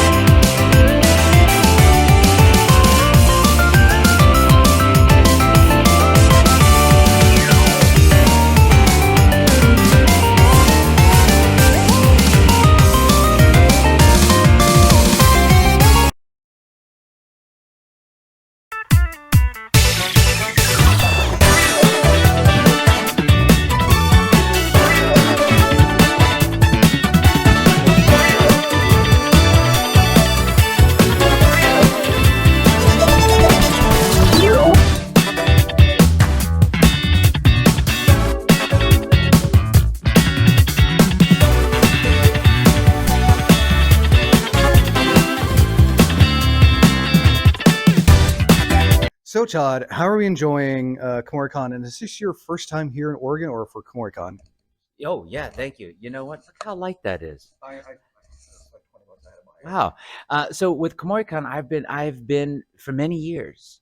And so it's great to be back because I love Portland. I love areas that really prioritize like environment and just taking care, being good to the world, being good to their area. And that's definitely the vibe I get every time I come to Portland. I've come for a long time, just for both visiting and then just for conventions and stuff like that. So I have friends here and all that goodness. It's great. So, mind telling those at home who may not, I mean, I know a lot of people are familiar with you, but there are those who live under a rock who aren't familiar. Mind telling some of the folks at home what you do and how long you've been doing it for. Oh, well, I'm primarily in the voiceover universe. And so I direct shows and games and anime and cartoons and produce them and direct audiobooks and voice in all of those things. And I started on stage, which transitioned to on camera, and then voiceover was kind of the last thing that came along. I've been doing voiceover since before the iPhone was invented. I actually remember I was working on a show called D. Gray Man that that was the show that I worked on when I first heard about the iPhone, because Sabat, it was at his studio, Chris Sabat, and Okatron 5000, and I was directing D. Gray Man, and he came back into the room and he goes, I just got this thing called the iPhone. And he starts playing with it. And then I'm like, I'm not going to do it. I'm not going to go down that path. I'm fine with this. I had like some blackjack or something like that. And then my engineer got the iPhone. And then I was like, well, now I got to get it. So well, if all the cool kids have it, I might yeah. as well. And so on a break, I went to go to the local spot that was right next to the studio because at the time he was right by a mall. I went and got this new thing called the iPhone. So been doing it longer than the iPhone's been around. So you said you've also produced and everything. What's it like from producing to voicing? Because I know in a way they're two whole different, almost like universes at this point. Well, all of those things required a little bit of a different muscle. And I think that the same goes for acting. So sometimes you see a lot of people go from on camera acting to voiceover acting to on stage acting, but all of those are different sports. They're all sports, but they're all different. I mean, it'd be crazy to be like, well, he won the World Series. Let's go put him on a soccer field. Yeah, they're technically both sports, but they're very different. And so in a way, that's how I view the different layers of acting, the different types of acting. And that's why sometimes you see people try to make those transitions into other elements of other avenues of acting. And it's not always the most successful because a lot of people think, well, it's all just acting. And then same goes with whether it's directing or producing. Those are all different facets of that universe, as you say. And so directing a film is very different than directing a play, different than directing an anime, etc. So all of those work different parts of the brain. And I've been very grateful that I've been able to have those adventures in those different avenues and see productions from all different aspects and been able to work on all those aspects, from adapting scripts to writing scripts to, every engineering shows that I've done almost every aspect of production except the actual hand-drawn animation. And it was something that I necessarily sought out. It was out of necessity because I was like working on this thing and I'm like, oh man, I should just write this. How do I do that? So then I would go learn how to write it. And then I was like, oh man, I should direct this because blah, blah, blah, blah, blah, this reason. So I'm going to go learn how to do that aspect. So it all came out of just the need to do that for whatever reason at the time. And I just kind of stuck with it. Now, like you said, you've gone from on camera to stage to voice acting. What was the stage acting like and the on camera? Because I know, again, those are two different things compared to voice acting. I mean, you're still putting in a lot of work, but you're like, it's like, I know it's like the more physical type too. Yeah, I mean, they're all physical because even with voice acting, I stand or voice act, and you get very, like, I was just working on a action adventure game, and that, I mean, by the end of it, I'm sweating. And so it's, oh yeah, and the physically move your body to get that right. Yeah, I do. Sometimes people can just sit and knock it out, but that's not me. With stage, I started when my first play was when I was 10 years old. And so then I did that and loved that, didn't know why, and then just kept with it. But the differences between those are, again, just different muscle groups. And so if you think of it as like, if you think the stage works the arms, the on camera works the legs, the voiceover works the neck, and like they all work different muscles of the same body, but they're all different. And so each one is its own discipline that you could spend a lifetime doing all of them, none of them, one of them, two of them. And so I really love all of those worlds. I spend a lot of time doing stage and on camera, and I like to go back to those worlds if those opportunities existed. But with voiceover, not a complaint, but I am open to close in that world, and so there's really not bandwidth to do those other aspects, but they're definitely fun. Now, I know the characters you voiced over the years require a lot of yelling, and I don't think this is a question I think I've asked once. And I imagine this also kind of hurt your voice with all the yelling you've done. What kind of advice would you want to give to someone who wants to get in a voice role that requires a lot of like loud speaking, yelling, stuff like that? Well, I think it's just a matter of taking care of your mind, taking care of your instrument as you would anything. I mean, you stretch before you work out, or you should stretch before you work out. So you should warm up your voice before you dive in, especially on the loud stuff. And also the sessions themselves, if you've got a conscientious production team and director, they'll keep that in mind as too. So I was doing this game the day before coming here that was all yelling, a ton of yelling. And we broke that up into like, okay, let's get the small, least loud efforts and yells first. and then we'll save the big stuff and the deaths until the end, to where literally on fire or literally breathing fire.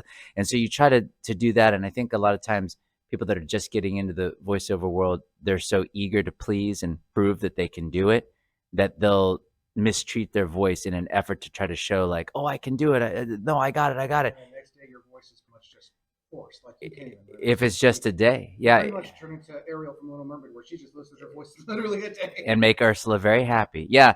I was working on this game called Rage, and I did not take care of my voice, and I didn't take breaks, and I didn't tell them I needed to take a break, and I lost my voice. I couldn't even whisper for 9 days. So nothing, literally not a sound would come out. If I even tried, nothing would come out for 9 days. And so after that, I was like, nope, got to take care of the voice. Because the thing is like, if you want a career in it, what good? You can't have a career if you destroy your voice. Yeah, you So yeah. That's as I was talking with another actor, it's like, just like art, you're putting a lot of work into your voice. You're using your voice as that instrument, that the pencil in a sense. Yeah, and you've only got one, so you probably want to take care of it. I've seen behind the scenes stories of like where for video games, like for example, God of War, how they were wanting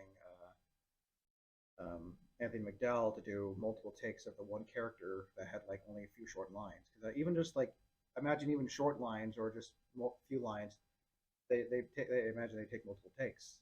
Yeah, it depends on that goes back to the production in terms of like how conscientious are they of what they need and what they want, and have they devised a situation that makes it comfortable for the actor to get to that finish line for you.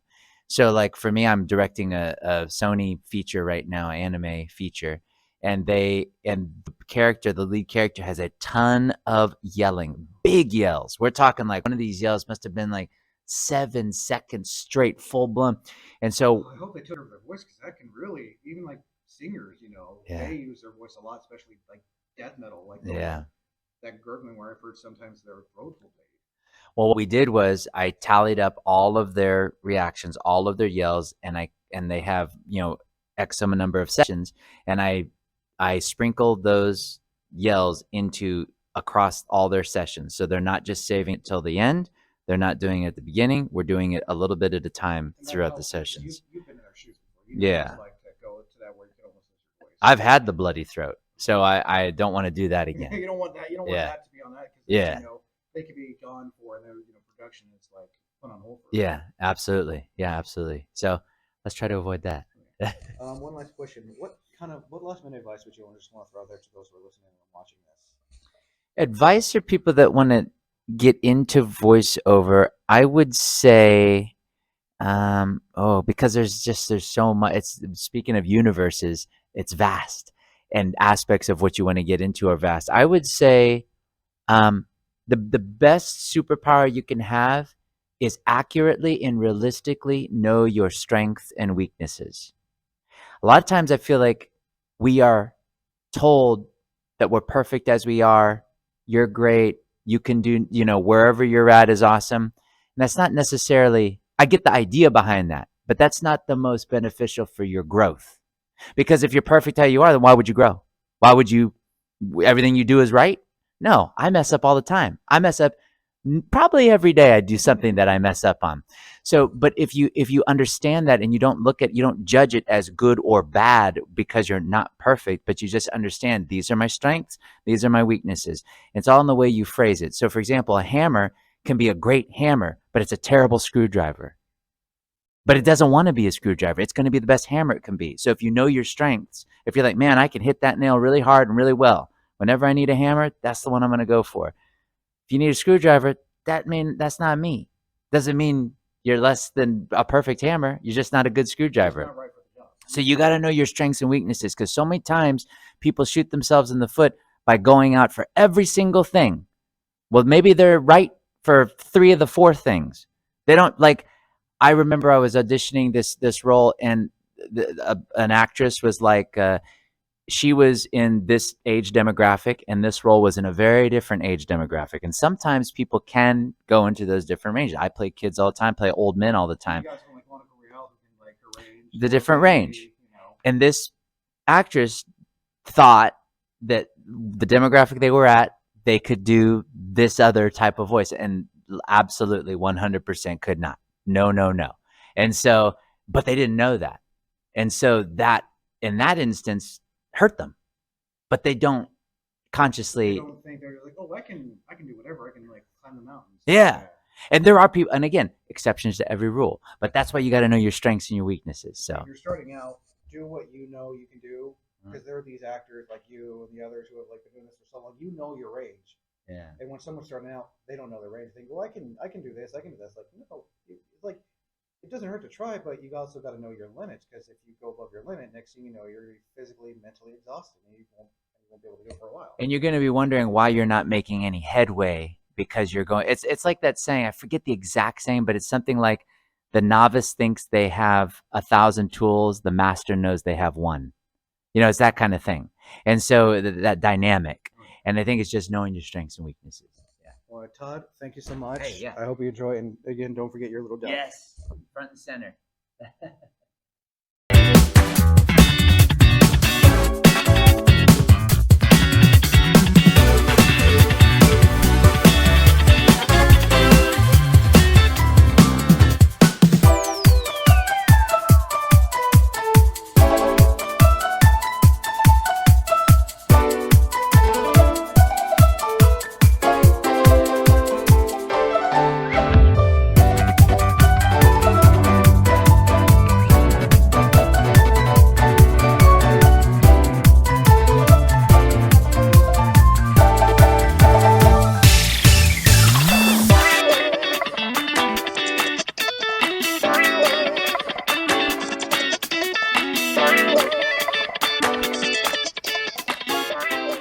So we're finally at, and I'm going to say this, I don't think YouTube will demonetize me or heart me on this. It's the ass end of day 2.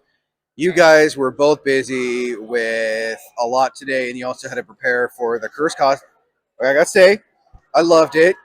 Thank you. So, real quick, who was it that you were cosplaying for the Curse cosplay? I don't know who that is, but I love it.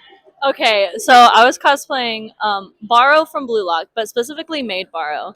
Oh, the soccer? Yeah, the soccer one. There's a scene in Blue Lock where the main character imagines one of the characters in a maid dress, and so that's what I was cosplaying specifically. He's super clean and tidy, and he kind of hounds people about it. So that's what it was. Not familiar. I mean, I saw Blue Lock cosplayers earlier. They're like younger cosplayers cosplaying from Blue Lock. Yeah, the Blue Lock cosplayers were very happy with my Maid Barrow, so it was fun. And what about you, Cass? Who were you cosplaying as? Because all I remember was just when you were hosting it, then you did that NSP dance song number. So I was cosplaying Arthur from Fire Force. You're good. Cosplaying Arthur from Fire Force, but specifically I was a knight. The firefighter mage anime? Yes. I'm sorry for saying that. Don't at me, anyone. I haven't watched it yet. Yes, but it was specifically the joke that Arthur believes he is a knight and a king. So I was both at the same time with my lovely steed and our mascot. This is Silver. So, Consul, is this your first time help host the Curse Cosplay Contest? No, I was there at the first one. I was a judge at the very, very first Chris Cosplay contest, so I'm glad that Caz asked me to do it again, because it's always a lot of fun. And Caz, how long have you guys been doing that? I know you think you said, what, 2023 was? Yeah, 2023 was the first year, and I also told the story during the panel, but I literally started it out of spite. So, but the panels were ending, applications were ending that year. The day I had this thought and I submitted it and they let me in, I was severely unprepared for what kind of crowd this would draw.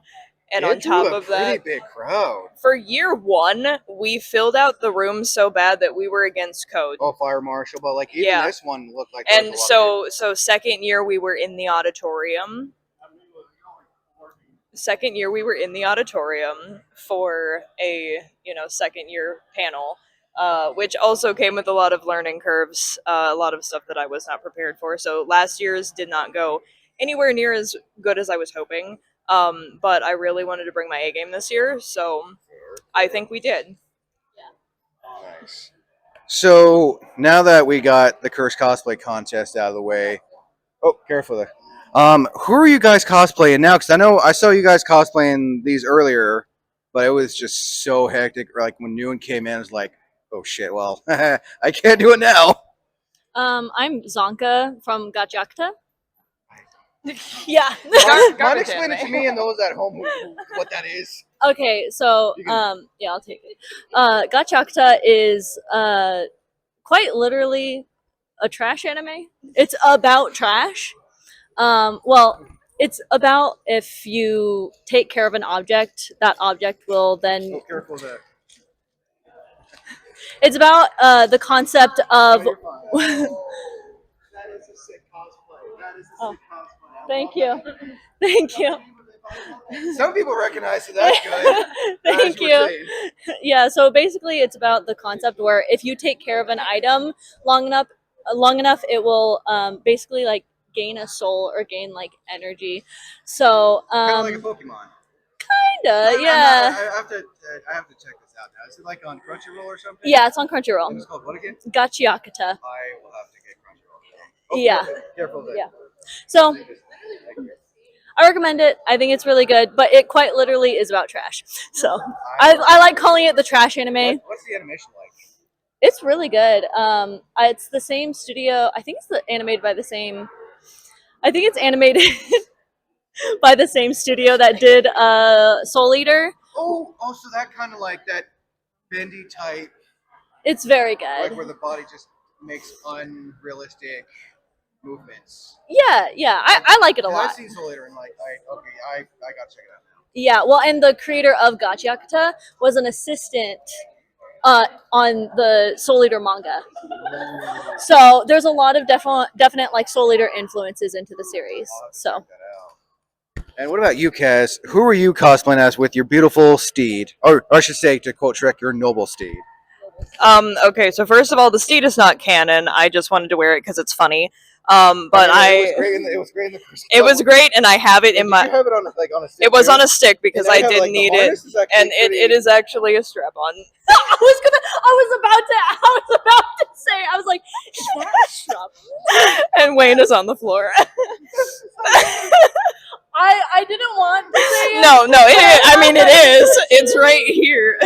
See, this is why none of the interviewers. Yeah.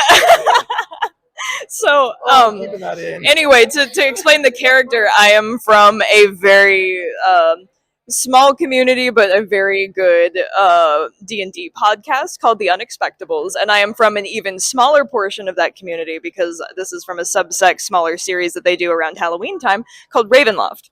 I've heard of that. Yes. I think So- Samo mentioned. So Ravenloft is a D&D module, so or at least like a subset of modules. But they have spun it in their own way, and this character is from this particular group's campaign. And they only play it around October, so the entire month of October they play another season of Ravenloft, and then it goes away for a year. Yes. So and the friend that got me into this series traveled all the way out here from the Midwest. So yeah, so we have to take advantage of doing these together when we can. And it was funny because the last episode that I listened to, my character was summoned a what's the right word? Some sort of ethereal steed. So this is kind of topically funny. I'm trying so hard not to laugh after the word. Yes, You just said. I highly recommend checking it out. It's very good. Ethereal steed. Yes, ethereal. He's noble not steed. ethereal here, but it is funny. Just the way the. Oh God, I'm keeping it regardless. Yeah. I would be insulted if you didn't. No, these convention showcases. Ooh. Oh, okay, I need to get that out for a minute. So last but not least, starting with you, Consul, where can people find you on social media to stay up to date with your cons, your cosplays, and all that fun stuff? It's Console of Cosplay. Console of Cosplay. It's like 9 p.m. I'm on like 2 hours of sleep and no food, so We've all been busy with work, con work, and work all man. real. That's consul.of.cosplay. And then you can Oh, hi, I am Catastrophe Cos. You can find me on mostly Instagram. I do have a Blue Sky. I'm probably going to be utilizing YouTube as well pretty soon. And my Curse Cosplay contest also has its own social media pages. Yes, so that's brand new, and we have a lot of content from the show, and also a lot of stuff that we have been working on behind the scenes that might come to other conventions. Oh, of course we are. We're solidified at Kumoricon. We're trying to get into SakuraCon. However, yeah, if you follow Curse Cosplay Contest, we have an Instagram page for now. I'm starting a YouTube page once now that we have content from this year. But yes, yes, absolutely. And if you want to see more of The strap on. Say strap on again.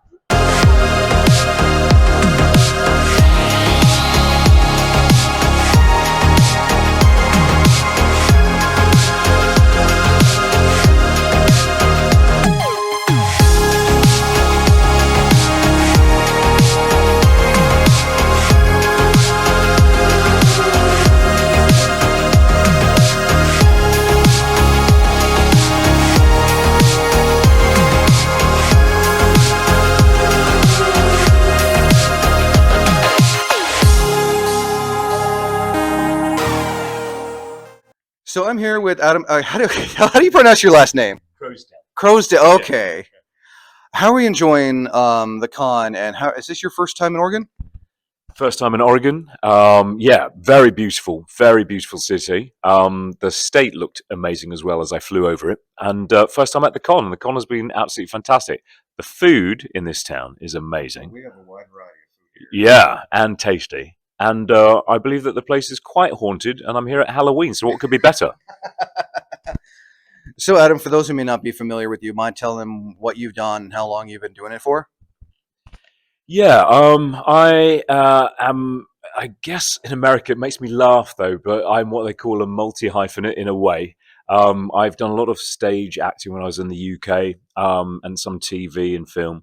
But since I've moved across to the United States and I've lived here for about 15 years now, it's been predominantly on-screen stuff, which has been television shows like Rain and Preacher and Supernatural and stuff like that. My most recent TV show was called Monarch. It was a country western family, Susan Sarandon and Trace Adkins. So that was a lot of fun. But I've also been doing like quite a lot of film, and got somehow found myself, and rather delightfully, in the voiceover world, which I've really been enjoying. Lots of video games, lots of animated shows, quite a lot of anime, but actually it's American anime. It's Castlevania and Blood of Zeus, those types of things. Blood of Zeus? Yeah, I was Apollo in Blood of Zeus. Yeah, yeah. And I know a lot of people are probably best known you as the voice of Ignis from Final Fantasy 15. Now, if you don't mind me asking, how did you come about getting a role such for iconic, everyone's favorite food cooking chauffeur, basically? I know it was basically just going through the rigors of auditioning in LA. Came across a wonderful man by the name of Keith Farley, who is obviously the director of Final Fantasy 15, the English version. And yeah, we sort of fell into sync quite quickly. He liked the read that I was giving. Initially, I had an idea that Ignis was quite a lot like John Cleese. He was sort of very sort of exasperated and very sort of over the top, and I did it that way. And then I was called back in, and Keith sort of said, "Listen, mate, can you just be a bit more Bond about it?" So I was like, "All right, mate, I'll be a bit more James Bond." But so there is an undertow of humor and sort of his very sort of dry wit, which is obviously there in the writing. But yeah, on the face of it, he's unflappable. So what kind of impact has this had on you? I mean, you said you've done stage acting and everything, and you go from that to voice acting. Has there been any different similarities and differences as well, along with all that you've done? Yeah, I mean, they're very different disciplines. Theatre, obviously, it's blood, sweat, and tears, and you do a lot of work for not so much money, but a lot of technical know-how you gather from that, and there's a lot of immediate feedback from your audiences. But you are doing 8 shows a week, and it's a lot of work, right? And then when you get into on-camera stuff, your schedules vary actually. So you can have incredibly busy periods, or you can just be dipping in and out here and there. You've always got to be ready, and there's much less rehearsal in on camera stuff.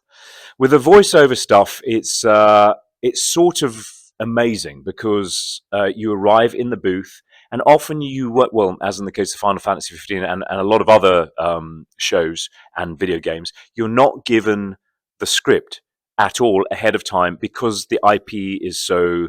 Especially with something like Square Enix. Yes, it's highly classified. Really, if any of it gets out, then it could really spoil the whole thing.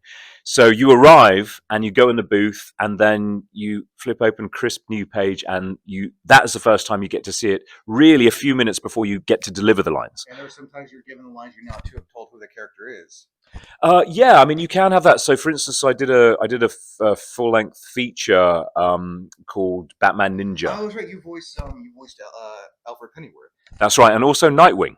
Oh, so, yeah, I didn't know that was you as Nightwing. Yeah. So, and nor did I. So I came in to do Alfred, and then the director let me do that for a bit, and he said, "Hey, how would you feel about being Nightwing as well?" And I said, "Are you kidding? Of course I'll be Nightwing as well." So that's the thing. You can get things sort of sprung on you, and then you've just got to roll with it and have things in your back pocket to be ready. And I find that delightful, but I also find it delightful not having to necessarily learn all the lines. There you are. I mean, what could be better? You come into work and you open up a script, and then you're just like, cool, I'm just gonna start performing it now, like without having to learn, because obviously learning lines takes a while. A few more questions. I know that, as I've mentioned with other guests this week, that just like art, voice acting is an art itself. Your voice is your tool. You're using it for many different things, and I imagine you yourself have to have done many ranges of voices, whether it's screaming, yelling, crying, stuff like that. What kind of advice would you want to give to someone who is getting into acting and they have to do roles like that? Like, what's the best way you prepare for the louder roles? Well, just to add to that a little bit, I think practice accents and practice voices constantly. If you hear anything that's interesting to you, sort of grab it and put it in a file in your head, because often you're asked to just pull a character out on the day. But when it comes to loud stuff, there's a couple of technical things. One is if you're at home and you're auditioning in your own little booth, as you probably know through dealing with microphones, you can, it can be, you can. Yeah, and it can gate and it can sort of burn out at the top. So you have to develop a technique really whereby it appears that you're raising your voice or getting aggressive, but without actually going there to the full level of decibels that you can muster. But when you get in the studio, the engineer is right there and he's modulating your ability to shout, and so you can go very, very loud indeed. And in order to do that, there's a few sort of tinctures and tonics and magic potions that you can take just to lubricate your throat and keep it safe. But generally, after a 4-hour session of battlefield efforts, you're tasting copper pennies at the end of it. I'm sure you've had like the throat bleed too moments. Yeah, not quite as bad as that, but you can taste blood somewhere in your basic biology at that point. Now, I know, have you ever done like American speaking roles for any of the stuff you've been in? Yeah, Nightwing is one. Like I said, I did not know. Yeah, no, of course, yeah, and I'm glad. See, there we go. So thankfully, I got away with it, my American accent. But yeah, I've done a couple of films, American accent, a couple of maybe TV shows, and a fair few sort of animated things as well with an American accent. So yeah. I know for like people like Gary Oldman, he had to retrain his voice to start sounding British again because he had done so many American speaking roles over the years. And he's a bit of a master of accents. So he's very, very good. Poor Austin Butler suffered the same sort of thing. You heard about that? Oh yeah. After Elvis, he had to have a speech therapist. He had that like, because I know that there are people who do that method acting so much that that's like their normal voice that for a long time. Yeah, I think he was so immersed in the role that he couldn't come out of the old Elvis drawl. So he needed a voice coach to bring him back to his normal speaking voice. Because you'll see in his interviews, for about a year after Elvis came out, he was still kind of being interviewed like this, answering his questions Have like you ever Elvis. had to deal with any stuff like that? No, thankfully I haven't. I'm a big fan of the method, and I respect it massively. Daniel Day-Lewis is one of my favorite actors. Incredible range. But I have to say, maybe it was Jack Nicholson who said, "Whatever works for you, that is the method." Right, and I like that very much because I've known I've tried to some extent being method in the way that Dan Day-Lewis does it. but for much smaller periods, and it's exhausting. It's utterly exhausting. If you're going to try, or if you're planning on being that person when the cameras are not rolling and when you go home at night and living the character for weeks or months on end, on your psyche, on your family, like it's just a bit weird, frankly. Like Dan can do it probably because everyone around him knows that that's his process, but it's exhausting. So you can, I think you dip into what works for you. If it's something that you need muscle memory for, whether it's a voice or whether it's a physicality or whatever, yes, use it. But I like to be able to take the character or the physicalization of the voice off at the end of the day at work and go home as myself. You're clocked out. You don't have to do that anymore. You're basically, go in, do what you need to do, then go home at the end of the day. But I know sometimes you have like those long sessions because they want so many takes of that one specific line too. Yeah. And also if you're playing someone like, I don't know, a psychopathic killer or someone like deeply on the fringes of society who's quite strange, do you want that bleeding into your psyche, like very, very deeply? So when you leave and go out for a night on the town with your mates, do you want that behavior to be, I don't know that it's healthy. I think ritualistically, you should be able to take the character off at the end of the day and put it on again the next morning. So for instance, I was on a television show in the UK called Poirot, which is Agatha Christie, and the central character is a guy called Hercule Poirot. The Brits will probably know about this character. He's quite famous in Europe, and the guy playing him is a guy by the name of David Suchet, and he plays him magnificently. And David, on my first day, we were doing this sort of film for TV called The Cat Among the Pigeons, and I was sitting with David, and he said, "Listen, I'm a company man. I love being around other actors, and please come to me with any questions or hang out with me. That's great." But he says, "I just need to give you a word of warning. The moment the moustache goes on, I will become Hercule Poirot."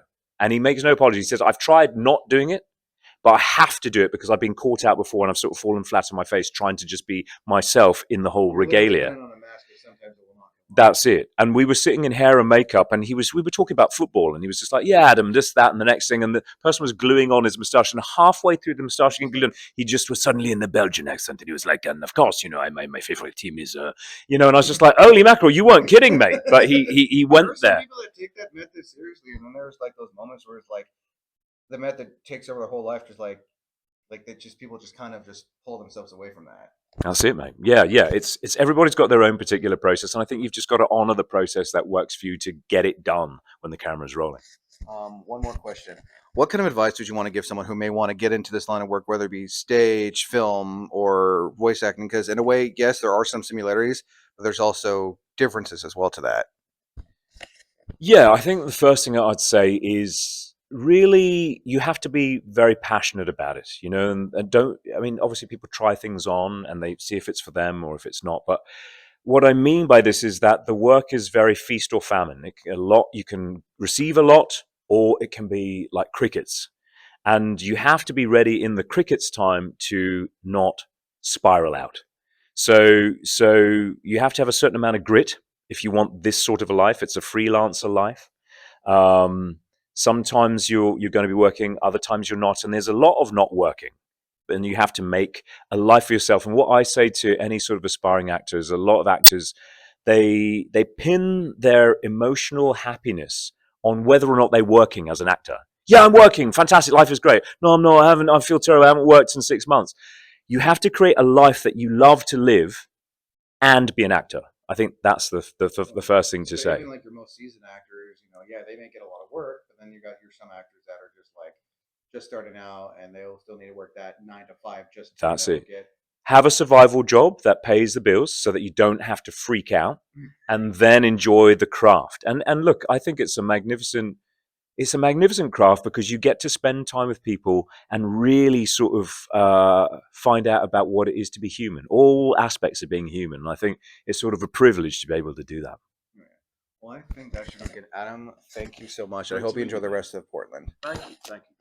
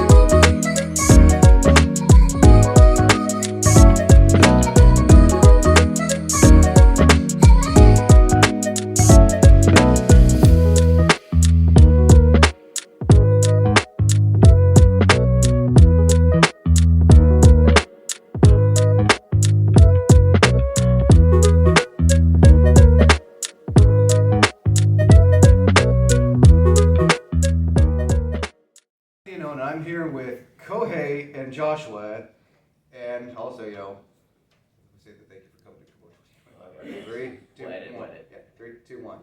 Thank you for coming to Kumoricon 2025.